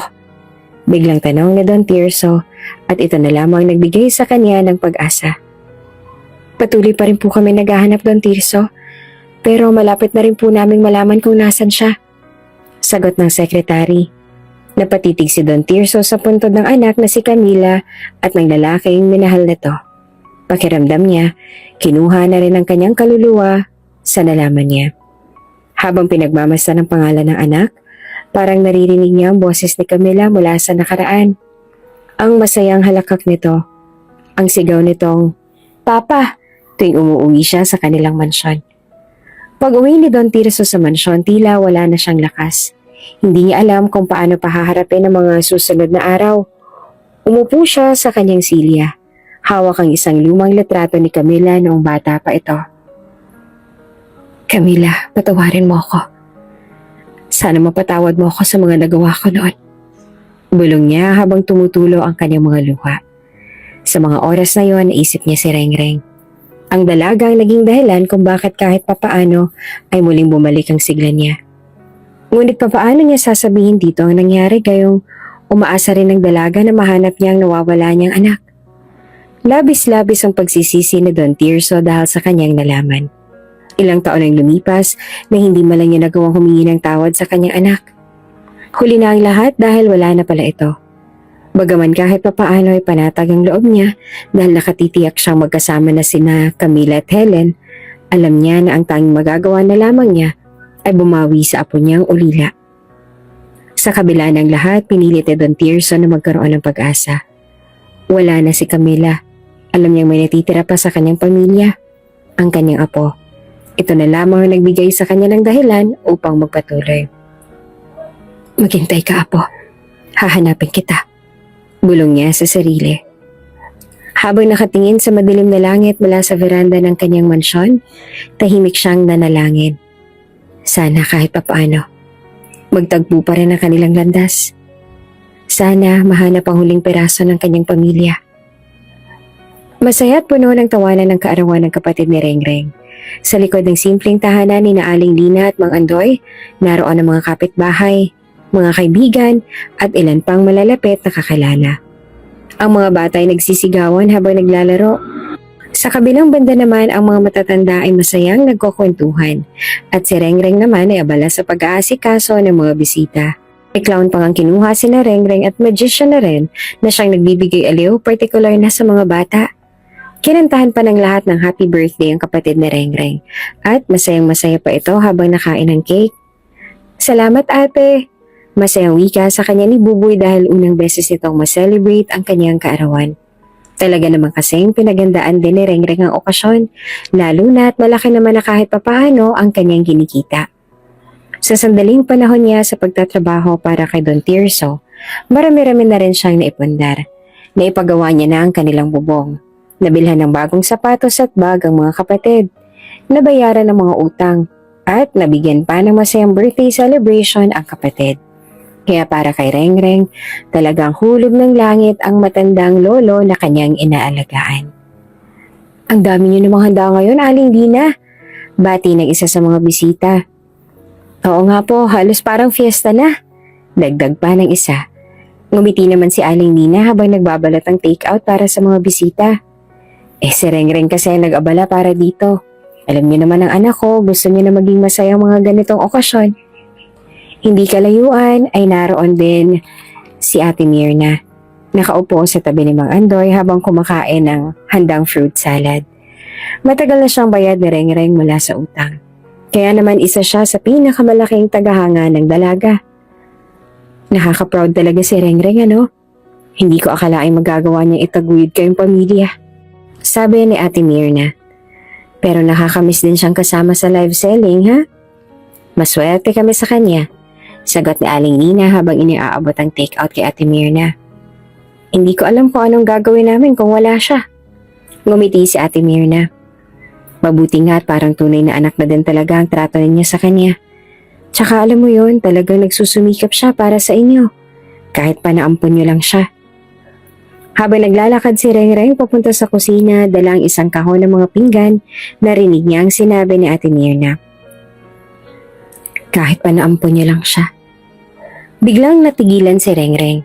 Nabitiwan niya ang hawak na kahon at nabasag ang mga pinggan sa sahig. Napatigil ang usapan ng lahat at napatingin kay Rengreng. Nakitang-kita ang mga luhang pumapatak sa kanyang mga mata. Anong ibig sabihin, Nanay? Tanong niya na nanginginig ang boses. At dito na nga nagtatapos ang ating kabanata. Ano kayang katotohanan sa likod ng mga narinig na Rengreng?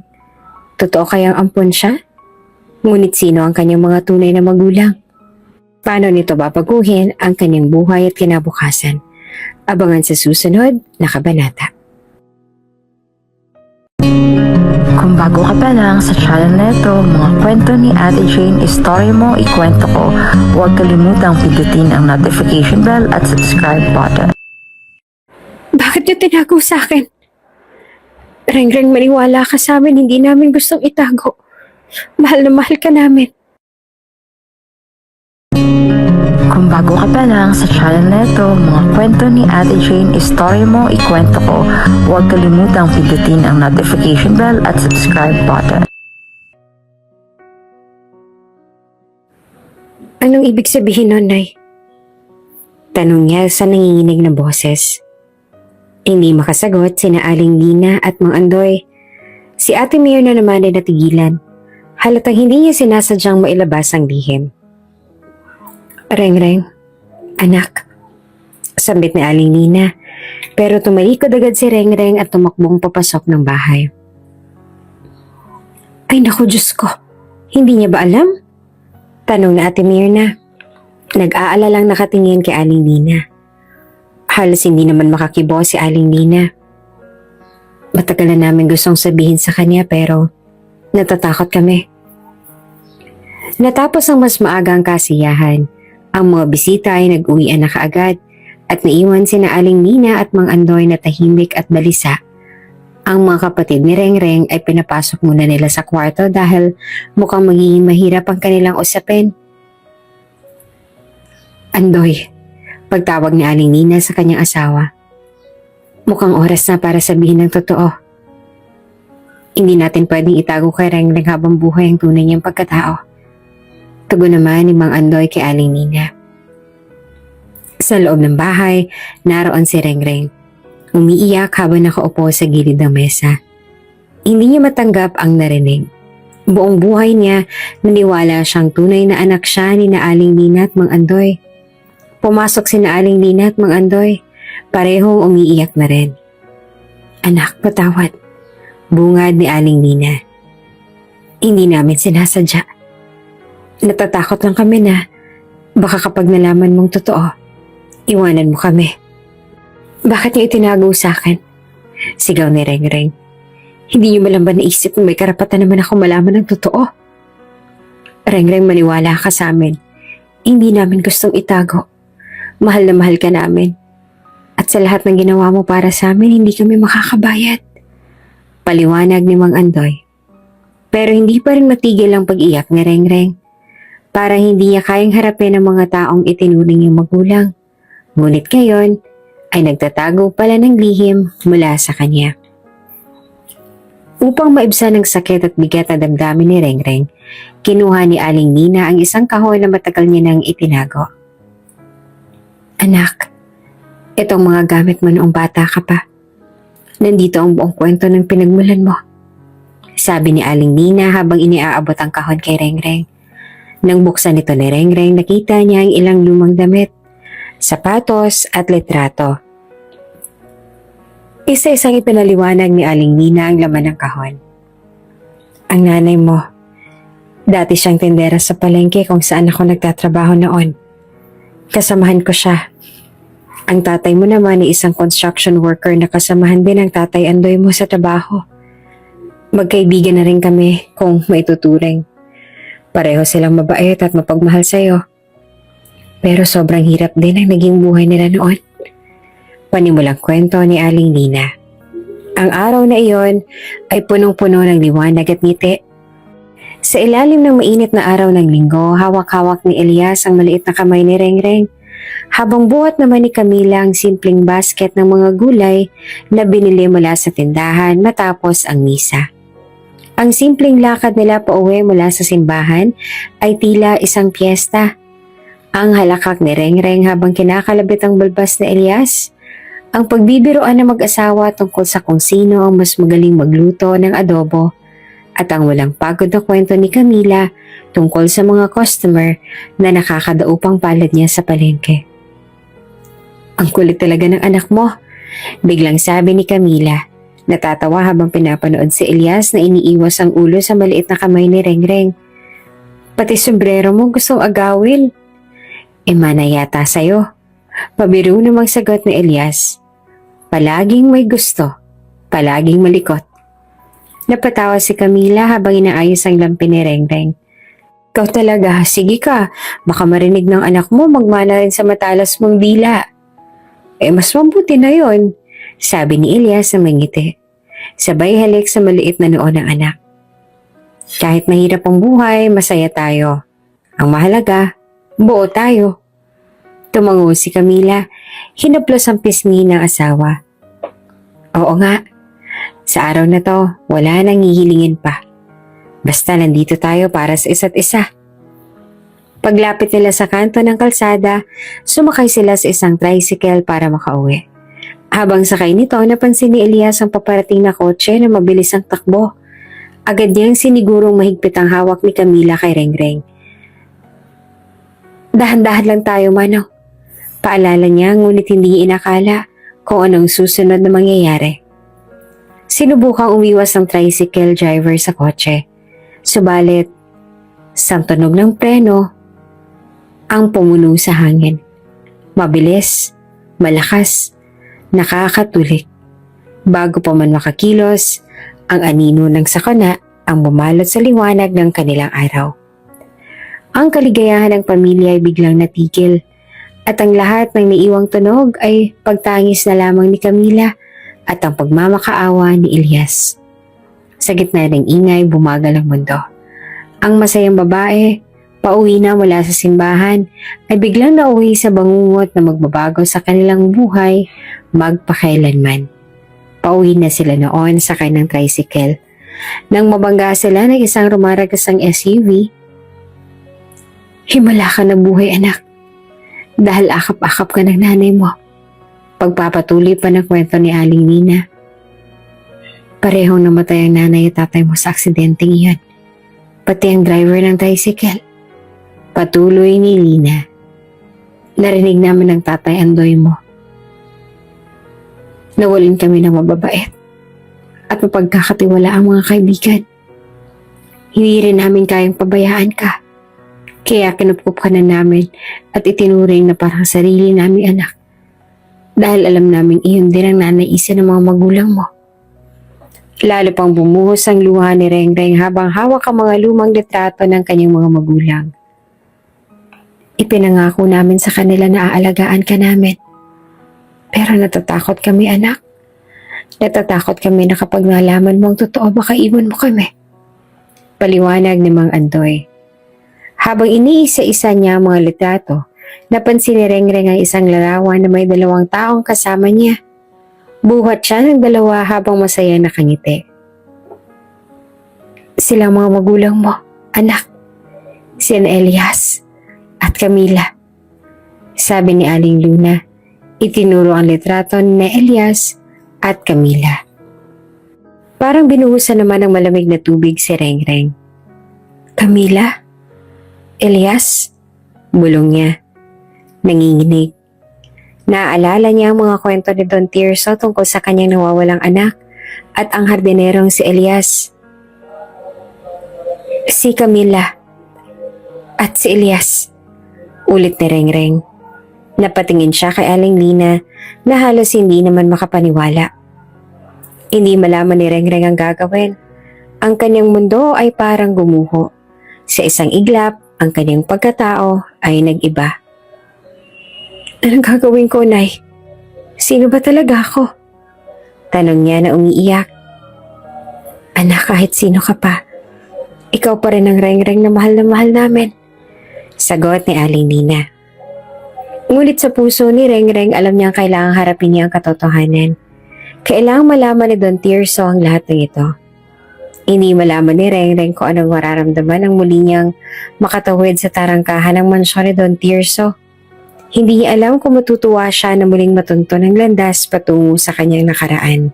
O kung matatakot ba siya dahil alam niyang magbabalik ang mga tanong at mga alaala na matagal niya nang tinangkasan ng kalimutan. Subalit, hindi na siya makakapagtimpe. Kailangan niyang malaman ang buo at tunay na katotohanan. Ang unang tanong na pumasok sa isipan ni Rengreng ay ang tungkol kay Don Tirso. Sa wakas, matutuklasan na ba niya ang kasaysayan ng kanyang mga magulang? Ang misteryo ng kanyang ina at ama na matagal niya nang hindi nalaman ang mga pagkatao? Wala nang ibang makakapagbigay ng sagot kundi ang matandang lalaki na siya ring dahilan ng lahat ng nangyaring ito. Habang tinatahak niya ang mga maringal na hagdang-hagdang palapag, pilit niyang pinapakalma ang sarili. Nasaan si Don Tirso? Tanong niya sa mayordoma na abala sa pagbabantay.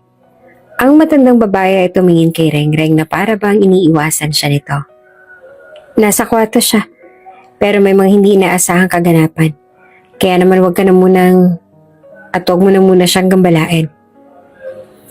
Ngunit hindi na nagpatinag si Rengreng. Walang anuman sa kanya ang kayang pumigil. Hindi na siya makakapaghintay pa. Pinili niyang umalis nang hindi pinapansin ang babala ng mayordoma. Pumasok na siya sa loob ng mansyon, diretso sa kwarto na matagal nang ipinagbabawal na pasukin. Sa palagay ni Rengreng, iyon ang kwartong makakapagpasabi sa kanya ng katotohanan. Doon niya malalaman ng mas maayos ang lahat. Sa bawat hakbang, tumitikbok ang kanyang puso ng mabilis. Para bang siya'y nahabol na nakaraan na matagal niya nang iniwasan. Minsan lang mangyari ito. Babalik siya sa lugar kung saan nagsimula ang lahat. kung saan ipinaglaban at ipaglalaban pa ang kanyang mga alaala. At ang kwarto na iyon, ang kwarto na ipinagbabawal pasukin ay tila may sagot na matagal niya nang pinananabikan. Habang binabaybay niya ang daan patungo sa isang pakiramdam ng kaba at pananabik, ang bumalot sa kanya. Ang kwarto ay isang misteryo at alam niyang dito matatagpuan ang bagay na magpapatibay sa lahat ng mga hinala at tanong na naglalaro sa kanyang isipan. Nang makarating siya sa pintuan, lumingon siya sa paligid. Wala namang tao. Hindi naririnig ang kaluskos ng mga yapak. Kaya naman mabilis siyang binuksan ang pinto at pumasok. Ang kwarto ay tila nakalimutan na ng panahon. Ang mga pader ay malikabok at ang mga gamit ay nakatambak na walang kaayusan. Para bang iniiwasan ng mga nakatira dito. Walang bagong gamit at ang mga salamin ay naglalaman ng alikabok na hindi pa nalilinis. Ngunit sa gitna ng lahat ng ito, naramdaman ni Rengreng ang bigat ng hangin. Ang pakiramdam na may mga alaala na nakatago sa bawat sulok ng kwarto. Mga alaala na hindi dapat mabura. Ang mga mata ni Rengreng ay naghahanap ng isang bagay. Isang bagay na nagpapatunay sa kanyang mga hinala. Nagturo siya sa isa sa lamesa na matatagpuan sa sulok ng kwarto. Dahan-dahan niyang binuksan ng isang kahon na puno ng mga dokumento at iba pang mga gamit. Kinalkal niya ang papel ng mga larawan na katambak doon. Ang kanyang mga kamay ay nanginginig, puno ng kaba at takot. At doon sa ilalim ng isang makapal na papel, natagpuan niya ang isang larawan. Isang lumang larawan ng mag-asawa na magkasintahan pa noon sina Elias at Camila. Ang larawan ay kasing luma na ng kwarto at halata sa mukha ng mga tao na sila'y puno ng kasiyahan. Pareho sila nakangiti, tila masaya sa kanilang buhay at sa isa't isa. Ngunit ang pinaka nagbigay ng mga tanong kay Rengreng ay ang pagkakapareho ng itsura ng mga tao sa larawan sa hawak niyang picture. Ang picture na matagal nang itinago sa kanya ng kanyang kinikilalang magulang. Puno ng kalituhan at pagkahalong emosyon. Nilapitan ni Rengreng ang salamin upang mas mapagmasdan ang larawan. Tumutok siya sa mga mata ng mag-asawa. Ang kanilang mga mata ay puno ng pagmamahal. Ngunit ang masakit na katotohanan ay ang mga mata ni Camila na puno ng pangarap. Naglalaman din ng lungkot, isang lungkot na hindi naramdaman ni Rengreng noon. Sa wakas, natutuhan niyang tanggapin na ang kabuntot ng pagmamahal ay kalungkutan.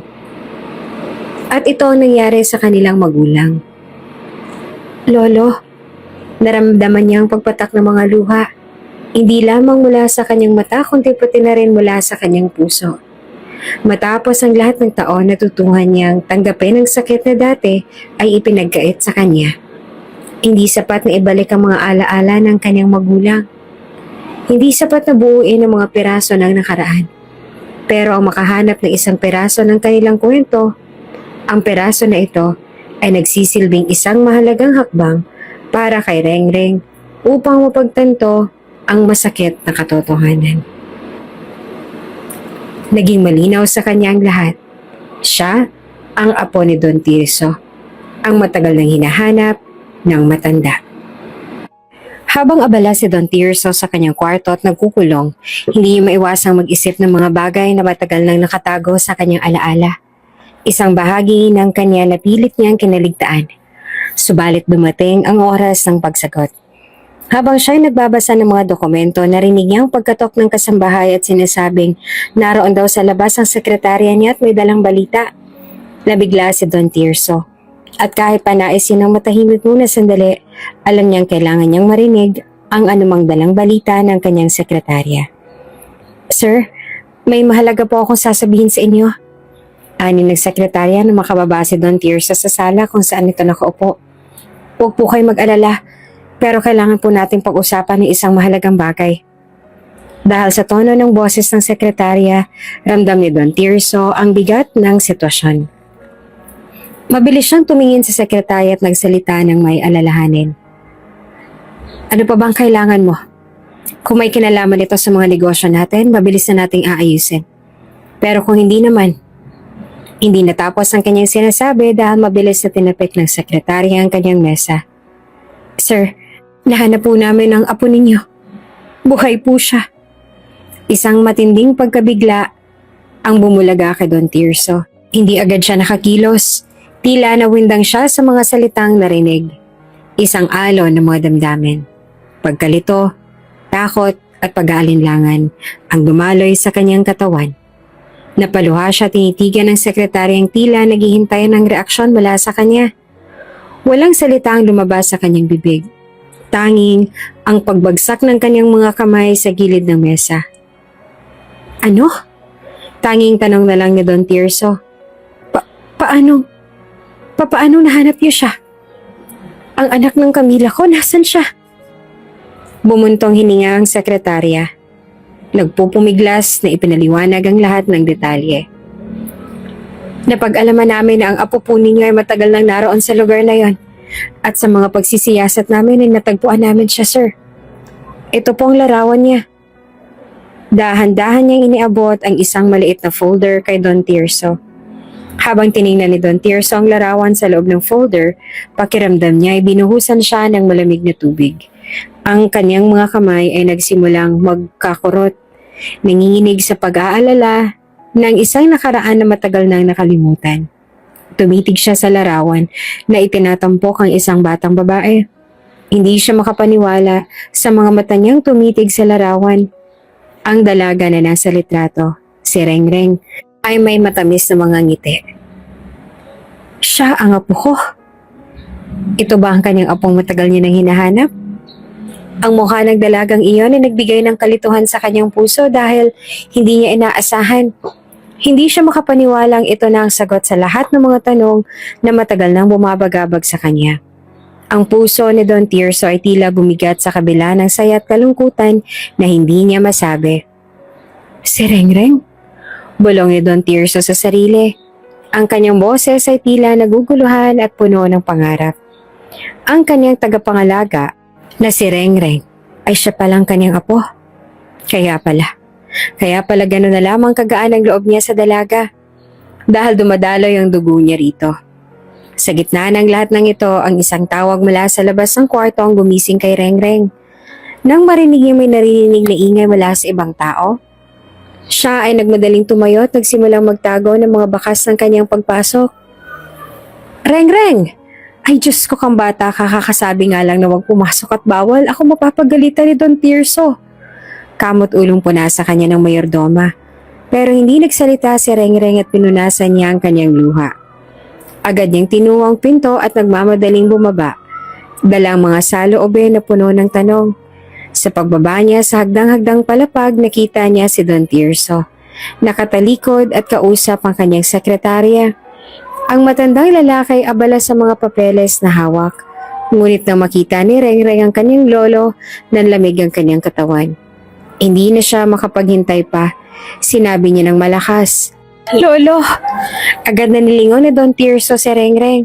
At sa unang pagkakataon ay nagkatagpo sila ng tingin. Hindi bilang mag-amo kundi bilang magkapamilyang merong lukso ng dugo.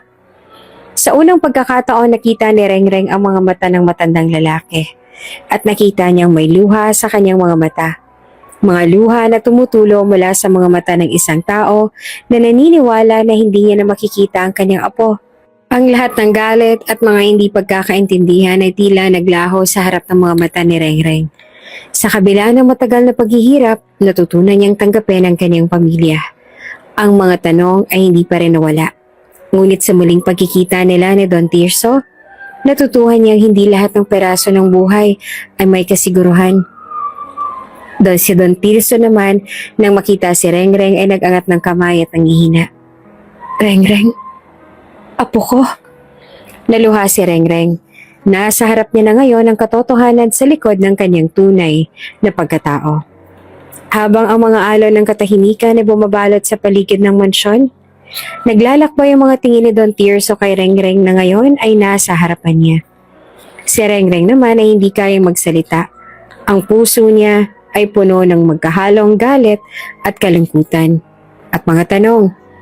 Nasa harapan niya si Don Tirso, Ang matandang lalaki na responsable sa lahat ng sakit na nararamdaman nila. Ngunit sa kabila ng mga galit na nararamdaman, may isang bagay na hindi kayang ikaila ni Rengreng. Ang pagnanais niyang maintindihan ang lahat ng nangyari. At higit sa lahat, ang matutunang magpatawad. I'm sorry. Ang tanging nasabi na lamang ni Don Tirso.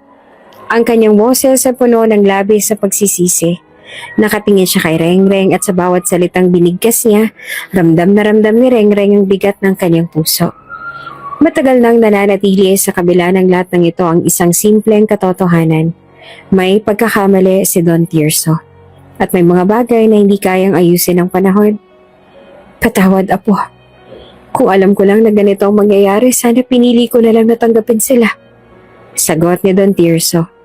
Ang kanyang mga mata ay punong-puno ng luha at ang bawat salita na lumalabas sa kanyang bibig ay tila nagsisilbing paghingi ng tawad para sa mga pagkakamaling ginawa nila sa nakaraan. Ang matandang lalaki natutunaw sa kanyang emosyon at ang mga kamay ay nanginginig habang hawak ang picture ng pamilya nila na siyang patunay ng mga kasaysayan na tanging sila lamang ang nakakaalam. Si Rengreng ay hindi makatingin kay Don Tirso. Ibinaba niya ang kanyang mga mata. Hindi kayang tanggapin ang lahat ng mga sinabi ng lolo. Ngunit sabay na pumasok ang mga alaala sa kanyang isipan. Ang mga pag-uusap na wala na sa kanyang alaala at ang mga kwento na kanyang narinig mula rito. Ang mga kwento ng kanyang mga magulang, sina Camila at Elias, at kung paano silang humantong sa ganito. Kung hindi po ninyo itinaboy ang tunay na nanay at tatay ko noon, baka po. Hindi na natapos si Rengreng ang kanyang sasabihin. Ang kanyang tinig ay naputol sa gitna ng salitang pilit niyang ipinamumuhay. Mga tanong na matagal nang nais niyang marinig ng may sagot. Tumagilid ang ulo ni Don Tirso at para bang nagiging mas malalim ang kanyang pagsisisi. Alam niyang may mga pagkakataon na hindi na muling mababalik ang mga bagay na nawala. At sa ngayon, ang pinakamahirap ay ang pagtangkap ng mga pagkakamaling hindi na matutuwid. Oo, Apo. Sabi ni Don Tirso habang ang kanyang mga matay sumasabog na sa mga luha. Nauunawaan ko. Kung sinikap po lang silang tanggapin noon, baka hindi sila nawala. Baka hindi mo rin kinailangan maghirap. Puno ng hinagpis ang kanyang boses at kitang-kita ni Rengreng ang kanyang pagsisisi. Hindi ko na kayang itama ang lahat ng nagawa kong mali sa kanila. Pero sana'y mapatawad mo ako. Ang mga salitang yon ay tumagos kay Rengreng at ang buong katawan niya ay nanginig. Alam niyang ang pagkatampo na bumabalot sa kanyang puso ay may hangganan at ang kalungkutan na nararamdaman niya ay kailangan niya ng bitawan. Tumingin siya kay Don Tirso at sa matandang lalaki na may mga mata ng isang tao na nagkamali, pero handang tanggapin ang mga kahihinatnan ng kanyang pagkakamali. Ang puso naman ni Rengreng ay nagnanais na mahanap ang kapayapaan. Umaasa ang mga sugat na dulot ng nakaraan ay maghilom na. Lolo, ang hirap. Ang boses ni Rengreng ay puno ng kalungkutan at ang luha ay nagsimulang bumagsak mula sa kanyang mga mata. Naglakad si Don Tirso papalapit kay Rengreng. Hindi alintana ang edad niya at ang mga sakit sa katawan. Sa bawat hakbang ramdam niya ang bigat ng mga pagkatalo sa nakaraan. Apo, wala akong ibang hiniling kundi ang mapatawad mo. Alam kong hindi ko kayang alisin ang lahat ng sakit na dinananas mo pero sana'y makita mong hindi ko kayang tiisin ang mga nagawa ko sa magulang mo. Tumugon siya at nilapitan si Rengreng. Mapapatawad mo pa ba ako? Si Rengreng naman ay nag-atubili ngunit natutuhan niyang tanggapin ang pinakamahalagang hakbang. Lolo, hindi ko kayang kalimutan ang mga nangyari. Pero siguro kailangan ko rin magpatawad para sa kanila. Kung hindi ko to gagawin, baka hindi ko na magawang tanggapin ang lahat. Ang mga salitang to ay bumasag sa malamig na pader sa pagitan nila. Ang mga tanong at mga sagot na matagal nang nawala ay nagsimulang maghilom sa kanilang mga puso.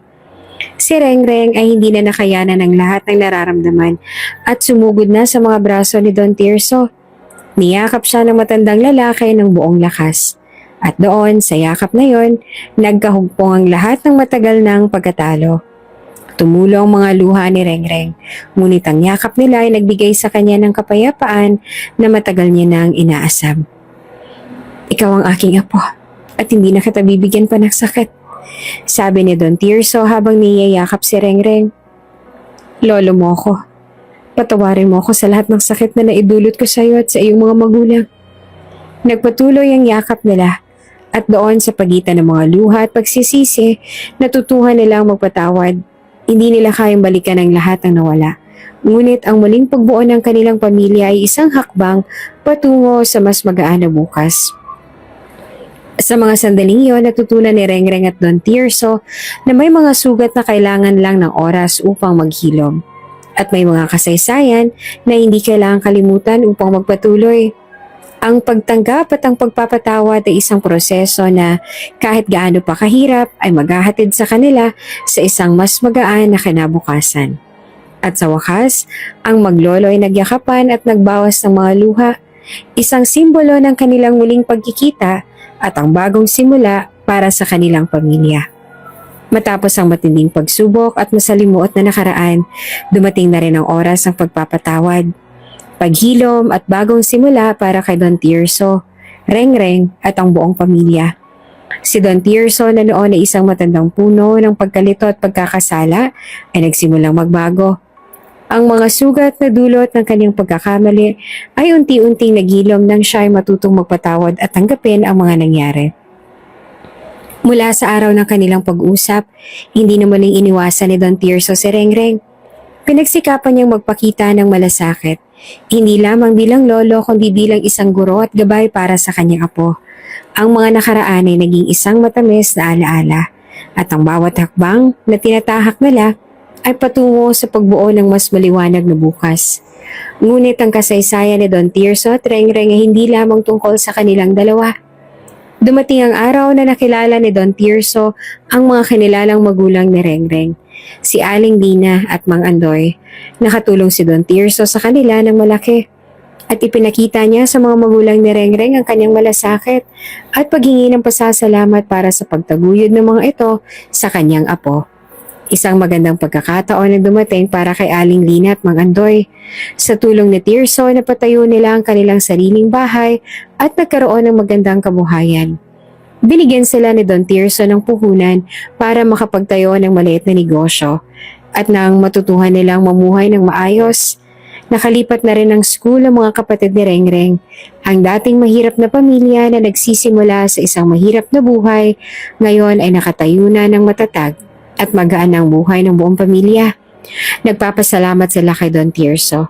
Hindi lang dahil sa material na bagay kundi sa malaking tulong at malasakit na ipinakita ng matandang lalaki. Samantalang si Rengreng na hindi naisip na darating ang pagkakataon ng tagumpay ay nakapag-aral at natutuhan ang tunay na halaga ng edukasyon.